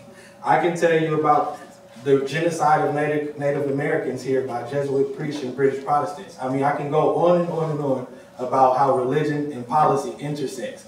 My point was, if you want to be a good policymaker going forward, you need to understand the religious context that these issues are rooted in. Can I respond, or is the speaker? Yeah, you talk. You're the perspective collaboration. Okay. Okay. So I agree with both Ava and Fernando that the resource, putting up the resources in a zone that's for free speech, is absolutely doable, and we can do that right away, and is a great idea. I disagree that it is not possible to have effect on this in another way. And I know that there are a lot of difficulties that come with it, and that's why I wanted to discuss this with all of you, and I appreciate all of your opinions, and I'll take all of them into consideration when I go forward with this. Herman, you brought up a lot of really good points. I know you wanted me to talk to the Hub. I have talked to the Hub, and that was the first thing I did actually this morning after I called the Vice Chancellor of Student Affairs, and they gave me a lot of insight into the Hub's policies, and so that's why I brought those up tonight.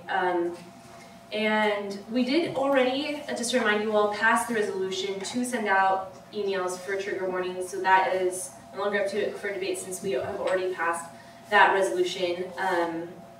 And the focus that I wanted to have right now was to focus on outside groups that have not already reserved and how we were going to deal with like that.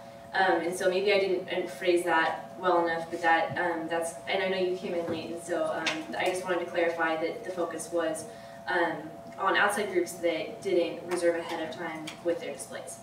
And so those, and so just again, thank you for all of your comments on this collaboration. Okay, so moving on to the next one, 50 Shades of Grey came out, and UCR gave free tickets to see 50 Shades of Grey, as far as I know. So there's a lot of issues that are raised with 50 Shades of Grey, and you know, sex positivity, and you know, BDSM, and different ways, and like abusive relationships, dating violence, different issues that come up with the release of this film. And so I feel it's important to have an educational component to this. So I'm going to be doing a teach-in on 50 Shades of Grey, and so if anyone wants to collaborate with me on that, that's something I'm going to be working on.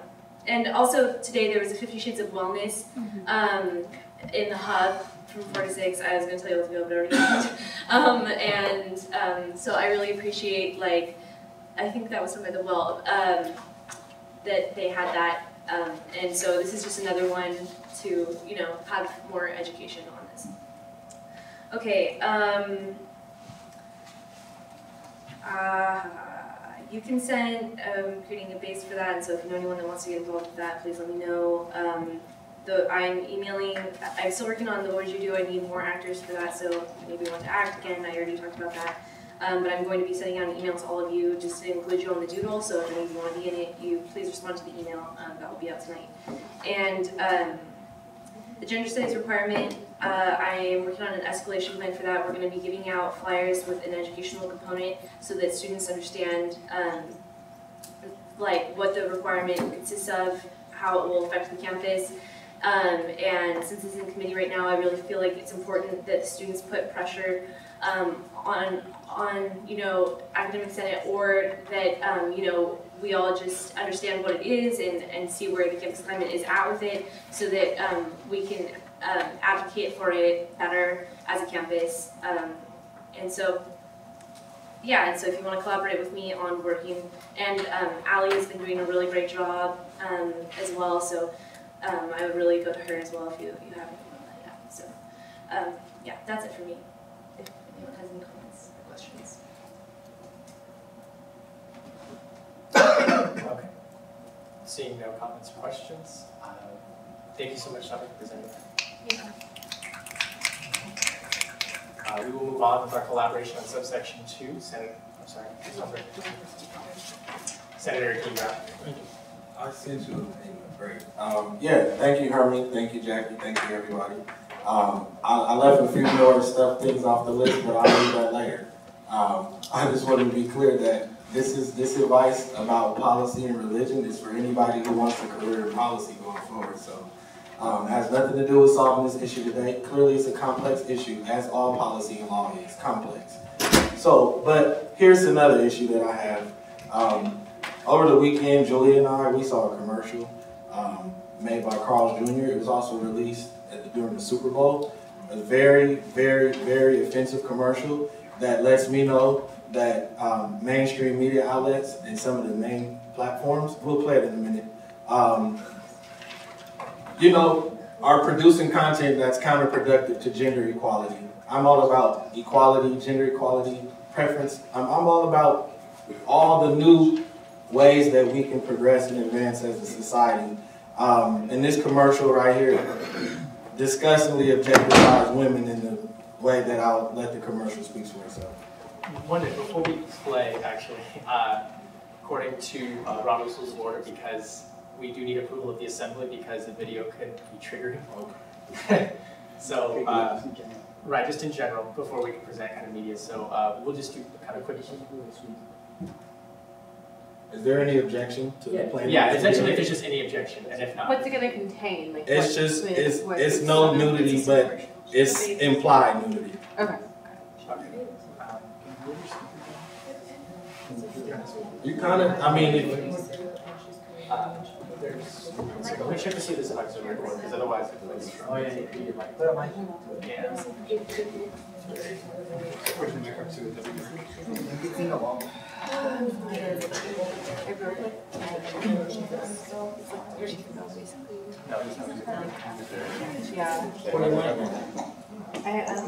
Be careful.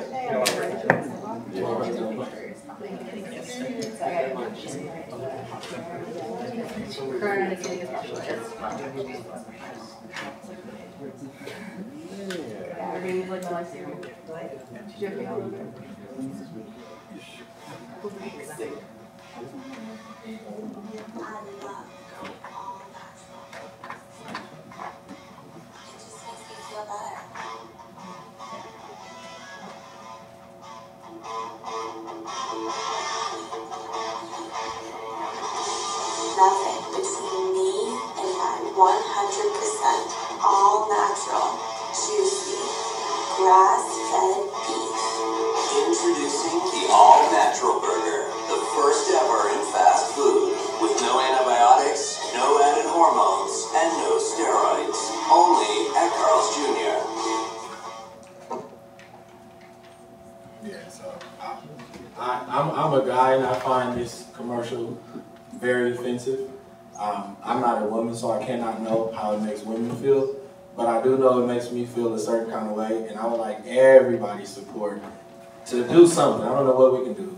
Boycott, Write a letter. resolution, write a letter to Fox, Carl Jr., tell them we despise this content, but I feel like we should do something as an organization and possibly see what other campuses think about it too, just to make a noise.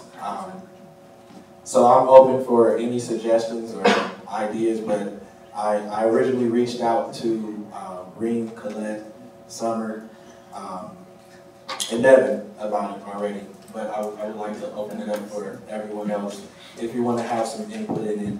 But I think it's very important for us to at least write a letter, a petition, something. Because this was a nationally advertised commercial. They spent all of this money, played it at the Super Bowl. A lot of people saw it, but I don't think that a lot of people are willing to say anything about it.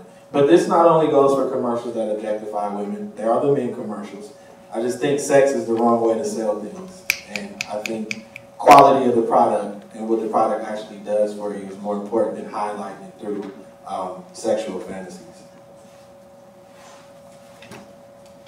Senator Summer Shaker. Did you get the email that I sent you?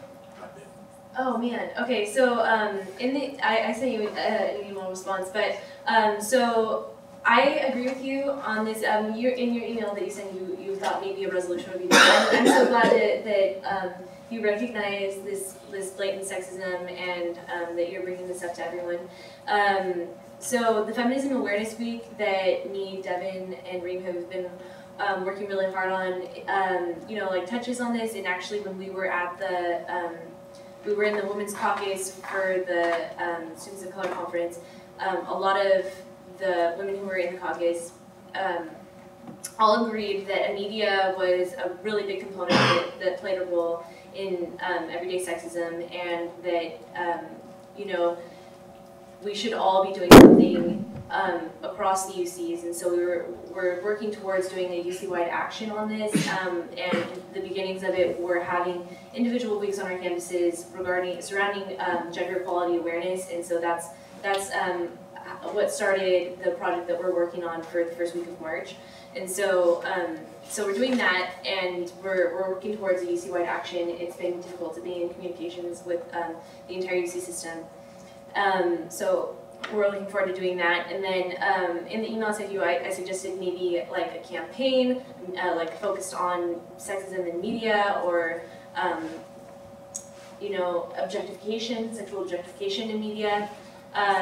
Or I had another idea on there as well, working towards affecting a policy that would, oh man, it's gone. Let me look at the email. But yeah, so anyway, there's other things. I think since it's more of a cultural thing, was kind of the idea. It's not something that we could do in through a resolution unless there were specific asks that we could make to all work together to try to improve our culture in a different way, because it's not really something that can be just like fixed that easily, which of course you probably know, but I appreciate you bringing it up, and anyone who wants to work on I would love to work with you on doing a campaign or working on specific things that could, help remedy the culture of sexual identification. Okay, were there any other hands at this time? Okay, Senator Kibrak, you want to have final thoughts on this before we move on? Yeah, I just think, we're in the 21st century. We have to start looking at things for what they are, not based on the lens that we've been taught all our lives. We have to be objective, step out the box that we were taught all our life, and challenge issues as we see them in a manner that may make people feel uncomfortable or not, but it still needs to be done. Because that's how you make great policy, and that's how you make a great nation, by challenging the things historically that have oppressed and impeded people's ability to succeed. Yeah. I just kind of wanted to touch off with another, exactly how you were just mentioning, a different side of things and understanding. Of course, I'm all for, I'm against sexuality being used as propaganda and a way to sell things, but I mean, I'll share my own experience of it, or my own reaction. As a thicker woman, as growing up, I was always told to cover up. So when you see different things and larger women or sometimes you get more empowered. And I mean, of course, there's different individuals that take it different ways, but I mean, there's different ways of viewing it, and of course, but when you see, how do I explain this? A healthy looking woman. Yeah. Yeah, it's different than, different generations of different views of women. Senator, we'll start with Senator Jason Ramirez. Yes. All right. My thoughts on this. Obviously, there's a good-looking woman in the video, but I just find it very humorous. I mean, there was a lot of for example, the melons. The little animals. I thought that was really funny. I didn't think it was a sexual thing. I just found it hilarious. What if it was a guy and he had a banana? I think that'd be really funny. I don't really find it one of those things that's oh man, it's demeaning men to demeaning women in any way. That's personally how I see it. I find humor in it. I do agree that maybe we should look at some things and we should try to get away from the whole sex sells things, but as people interpret it different ways, I find it humorous. Some people find it, offensive, and that's completely, I mean, it's a free country, we can do what we want, we can say what we want. But let it be known that, I mean, I'm not really for it, I'm really against it, so I'm going to be 100% off of that.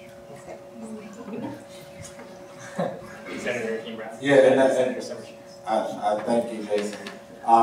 And that's what I mean by let's take things on for what they are. Melons obviously imply a woman's breast.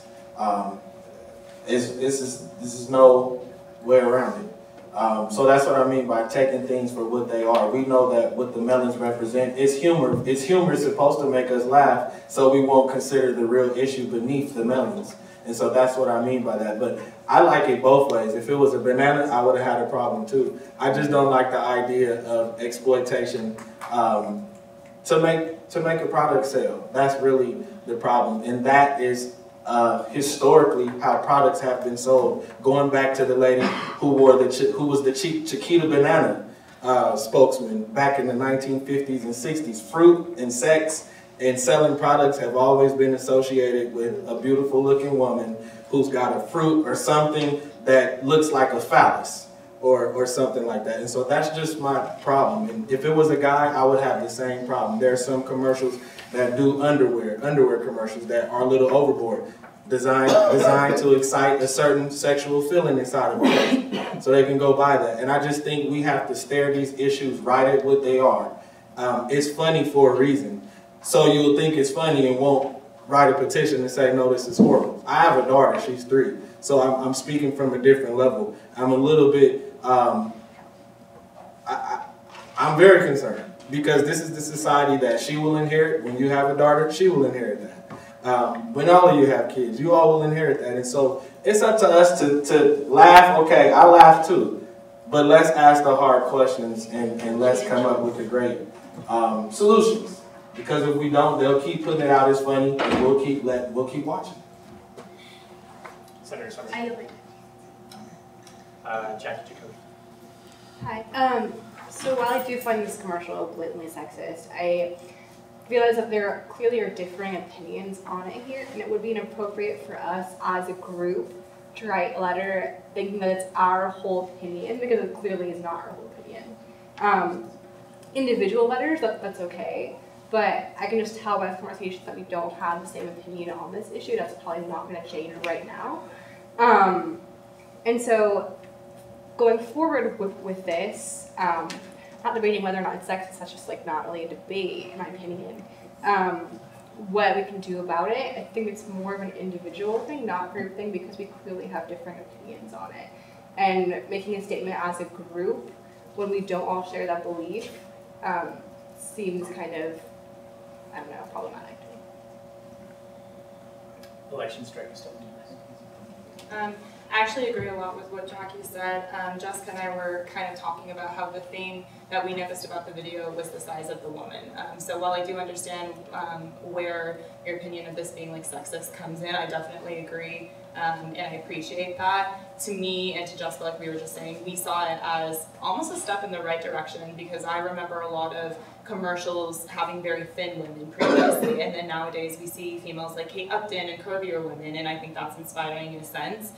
But with that aside, I don't think that everybody on the horseshoe will have the same opinion on this issue, and I do think that we could better focus our time on something that directly benefits the students here, because this to me is just more of an individual issue, and I think it would be something great for you to take up, and if you wanted to write a letter, but it's not something that AS should do. Yes. Anybody else? Yeah, the speakers list is posted. Oh, okay. Again, this is why I presented for debate. This is what collaboration is about. If you think that commercial is great, that's good for you. I don't think it's okay. Because I understand that it's not about, and let's be clear, it's not sexist, it's not sexism, it's using sex or sexuality to promote products. That's my issue. So let's be very clear about the complexity. It's using sex to sell a product, which has been a marketing scheme since marketing existed. And I'm one of those guys that's willing to challenge it. And I hope that one day, we all can challenge the complex, tough issues without thinking twice about them and see them for what they really are. There is a world that they say that there's a black and white world, and I'm not referring to race or ethnicity. I'm talking about black and white because in between there's gray. And that's where most of the problems are solved, in the gray area. And so whoever wants to support, I would welcome it. I'm also along the lines of what Summers is recommending. I'm reading your email now, Summer, thank you. And she makes some great recommendations. And that's why we collaborate. That's why we bring issues up. It's for us to debate and discuss so we can come to an agreement on what we would like to do. So thank you all for your time, your input, and your well thought out comments. Thank you very much. Okay. Next on collaboration, thank you, by the way, again. We have Senator Fabian Escobedo. Hi everyone. So today I had a conversation with the Vice Chancellor, Jim Sandoval, about a project that I wanted to do. It's a project that will hopefully start tradition on campus and bring in school spirit. He also said that it'd be good to have students, it'll help students that graduate within 4 years. I will be meeting with him tomorrow at 1:30, so if any of you want to come and help out with that. I won't disclose too much information because I want it to be a surprise to the public. But yeah, just talk to me after. So secretive. Yes. Okay. Considering a request is to talk to them after, I'm assuming there are no hands. Okay. Moving on then, section I on our agenda. we have public comment for members of the galley that would like to come and present on anything that they heard at tonight's meeting.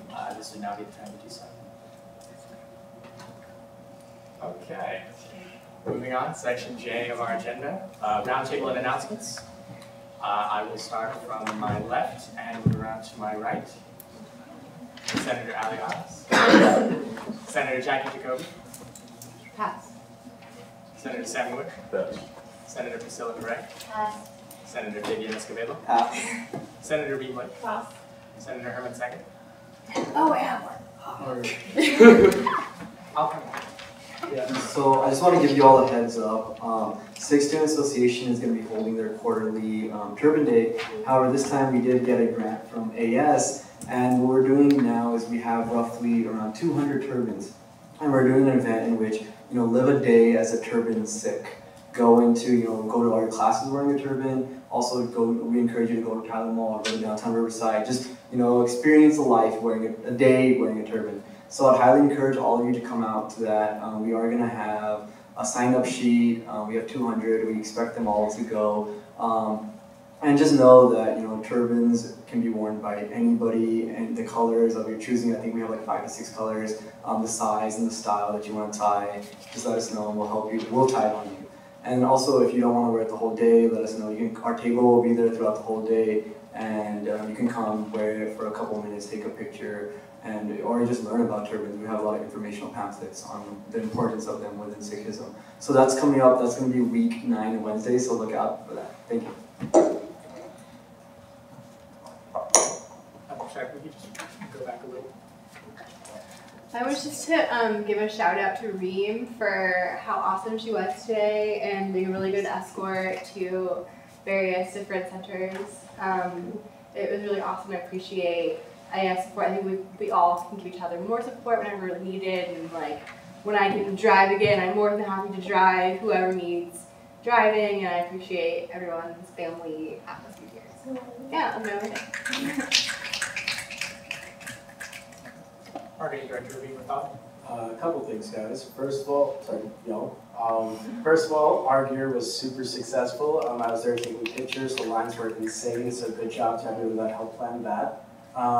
Next couple events coming up. On March 9th, we have the Diversity Council Town Hall. That's going to be in Hub 265. I really encourage you to contact culture clubs, contact clubs that might not otherwise be represented in the Diversity Council. Encourage them to come out.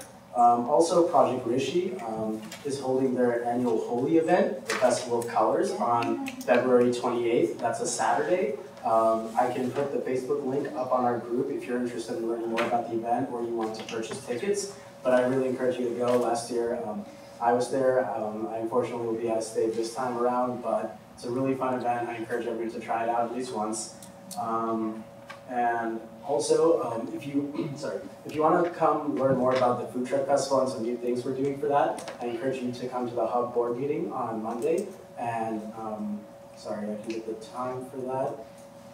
It is 11 to noon, so 11 a.m. to noon. If you want to stop by, we're going to be putting it on the agenda, discussing some possible things we're working with the Hub. For example, I'd like to roll out the picnic blanket rentals for the Food Truck Festival. So it's going to be really crowded. That would be an excellent time to push students to kind of check out picnic blankets, sit down, have food.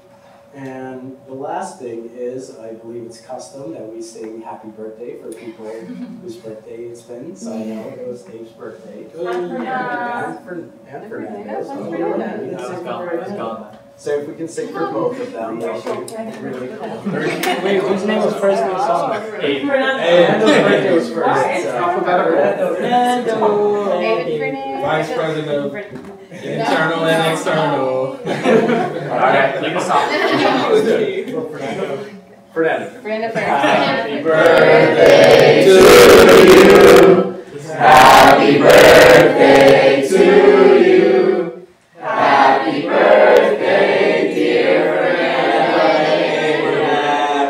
Happy birthday to you.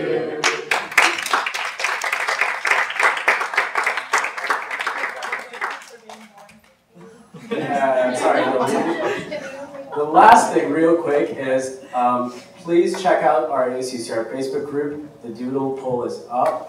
We will be tabling next Wednesday. I would please like a pretty good turnout. We've been struggling a little bit with that. In particular, we're going to be promoting Akeem's event for Let's Talk Textbooks. We're going to be pushing the Diversity Council Town Hall, and we're also going to be notifying the public in general about our finance bylaw changes, where you can now hold an outside bank account as well as an ASUCR bank account. So like I said, Iris and Fernando, if you can make sure your committee members sign up to table, that would be really beneficial so they can let us all know what to say as well.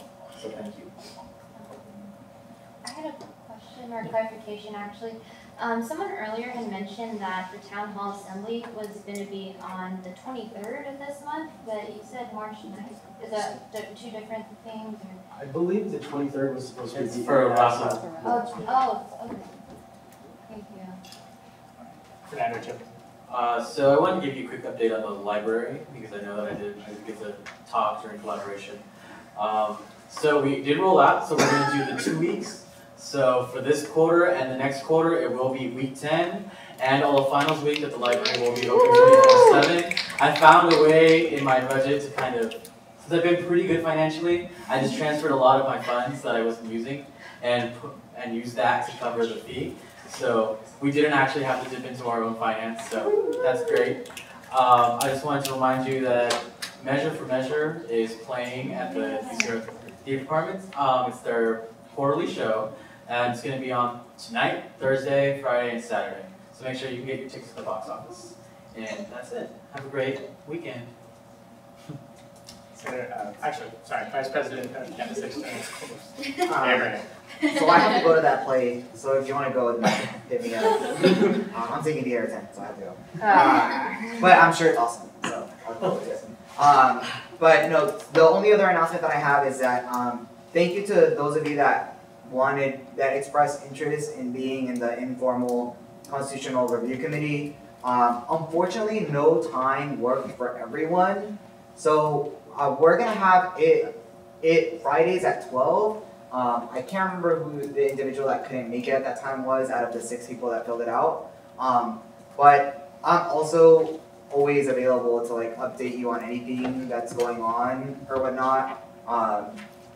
It's just gonna be very informal, like in the sense that like if you have any ideas of the Constitution updates, bring them, and hopefully we can start having some of those conversations and whatnot, just as an informal group of interested individuals in AS.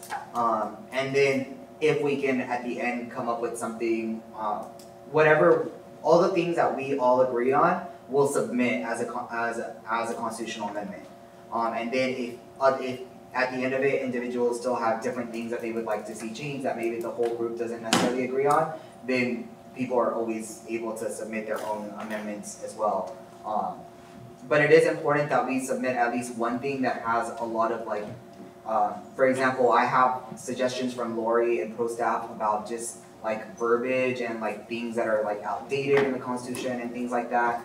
All those types of things and like things that we can all agree on can easily be put forth together. So Fridays at 12, I still have to see if we can reserve the conference room, but just meet in AS and we'll figure it out. I'm sure we can get the conference room or something. Whoever didn't fill out the doodle poll, if you want to come out, come out. There, like I said, it's very informal, so yep. Thank you. Parliamentarian Mama Hussein. Hey everybody, don't forget tomorrow's winter solstice. Omarion will be performing. I hope to see you on there. Nigerian Student Association is having their culture show on Friday. I hope a lot of you can make it out. Tickets are for sale. The Muslim Student Association is having their college day for all incoming student freshmen. So there's a MSA UCR College Day. And then Alpha Phi Alpha, one of the black fraternities on campus, is having their annual Miss Black and Gold PE pageant on campus. So if you aren't doing anything on Saturday, I recommend you all check that out. And good luck with midterms, everybody. Okay. Senate Secretary, John. Pass. Irish. Pass. Irish. Sorry, elections register person off. Close enough. I just have a few announcements. So I just wanted to remind everybody about the mandatory candidate meetings if you'd like to attend. So we still have 2 this week. We have one tomorrow, the 19th, from 2 to 3 p.m. in the Bears Den. One Friday, the 20th, from 11 to 12 in the Bears Den. And the Elections Committee and I have decided to add an additional meeting, so we will be holding one next week. This will be the last meeting because this is actually our 8th meeting, and I have had 4 individual appointments already. So that will be Wednesday the 25th from 12 to 1 in the ASUCR conference room. Please keep applying for candidacy. Any questions, email me at asucrelections@ucr.edu, and please share our elections information on the Facebook page. I really like your enthusiasm that you all use to get elected into office to go into the elections this year. So please, please, please go share. Thank you. So I'm almost done my announcement, but one of the events that we were putting on with outreach was the Muslim Student Association College Day, and so that's one of the events that I'll be participating in this Saturday, the 21st, all day. It's going to be amazing. We are looking for volunteers that are food handling certified and live scan. So you would just be kind of like a supervisor to certain groups of individuals. So if y'all have that, we would greatly appreciate it if you come out this Saturday. And then there's also Mecha's Campus Escalera conference this Saturday as well. If y'all wanted to come out, just go ahead and hit me up and I can give you more info. Good luck on midterms. Great. Senator Kim-Brown. All right. Let's see. Events. Just to echo Marketing Director Ravine Mathad, next Thursday, we'll be holding Let's Talk Textbooks in the Bears Den. I think that's a great opportunity to start utilizing the Bears Den more frequently. I'm hoping I still got pizza on the line coming, thank you. And I hope it's a great opportunity for students to come out and just share, their sentiments, sort of hoping that we can have the whiteboard out. Hopefully we can have the whiteboard out and students can just write a little blurb or square sheet of paper they can drop in the box to say this is how I feel. Just a few additional things we could possibly do. That's that. Also, the Malcolm X event, the Muslim Student Association is involved, and I think the Middle Eastern Student Association. Okay, they're not involved anymore. And it has strong support from Vice Chancellor as well. Honoring Malcolm X's legacy will be taking place on the 23rd, Hub 302 North from 5 to 7 p.m. It'll be a great opportunity for individuals to come out and learn more about the life and legacy of Malcolm X and some of the things that he stood for and some things that we can still recognize today that he spoke about back in the 60s that are still prevalent today. And then lastly, just want to leave by saying this, we are here as student government officials at a micro level, but there are issues that affects our students at a macro level. So I try to raise issues that tend to deal with both the macro level as well as the micro level, because these students are not only citizens of this campus, they're citizens of this state, citizens of this earth. So if there's an issue, any issue in the universe that could potentially protect the student, affect the student, then it's our obligation to at least look into it. It's our obligation to do as much as we can to make sure the students that elected us and put us in office are protected. And so I raise those issues because I care about students on a national level. I care about people on a global level. So I raise issues like transcripts, textbooks, sex sales. These are issues that affect people on a national level, not just here on our campus. And I said that because I hear sometimes, well, let's do something that affects students on this campus. Well, they walk out and they're not educated about police. Well, they're not on campus anymore, but they're still students. They still need to be protected. So let's be clear that some things that we do does not necessarily mean micro restricted to this campus. If there's a unique way that we can solve an issue that affects people nationally, let's do it. That's what public policy is all about. That's what public administration is all about.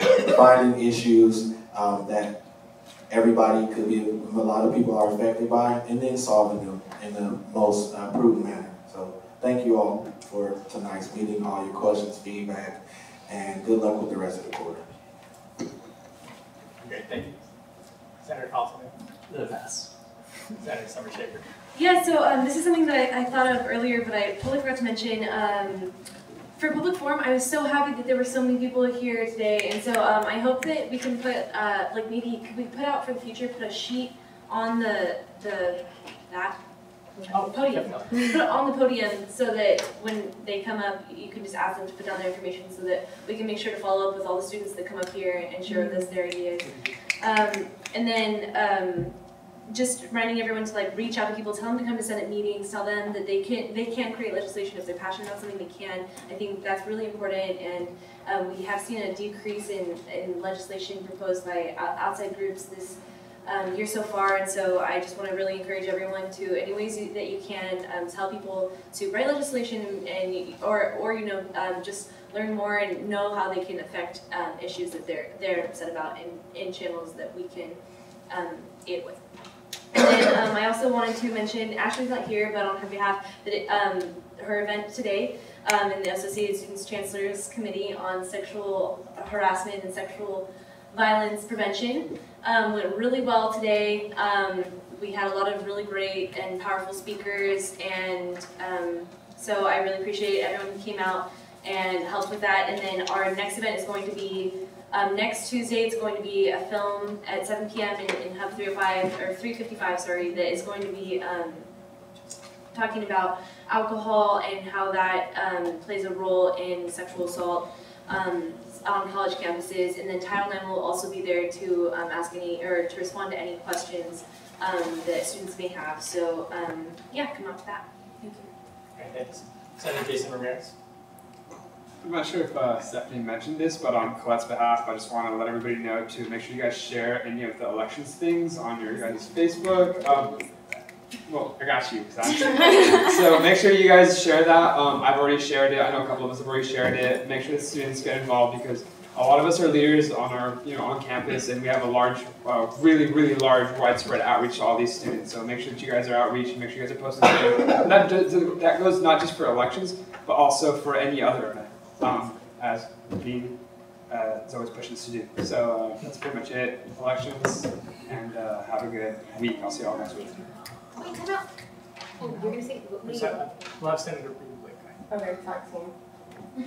Sorry, I forgot to mention that tomorrow, a Coptic student by the name of Peter Aziz planned a vigil for the Coptic Christians who passed because of the attacks of ISIS on the Libyan beach recently. So the vigil will be taking place in Hub 302 tomorrow at 7 p.m. So if any of you are interested, feel free to go. Thanks. Yeah, sorry, I should have clarified sooner. So we are going to begin meeting this week, and we'll keep meeting. Yeah, we'll be meeting every Friday at 12 until we finish, I guess. Where? Here. Yeah. Okay, continuing on with the agenda, our final item, we have adjournment. At this time, I'll open up the floor to motions.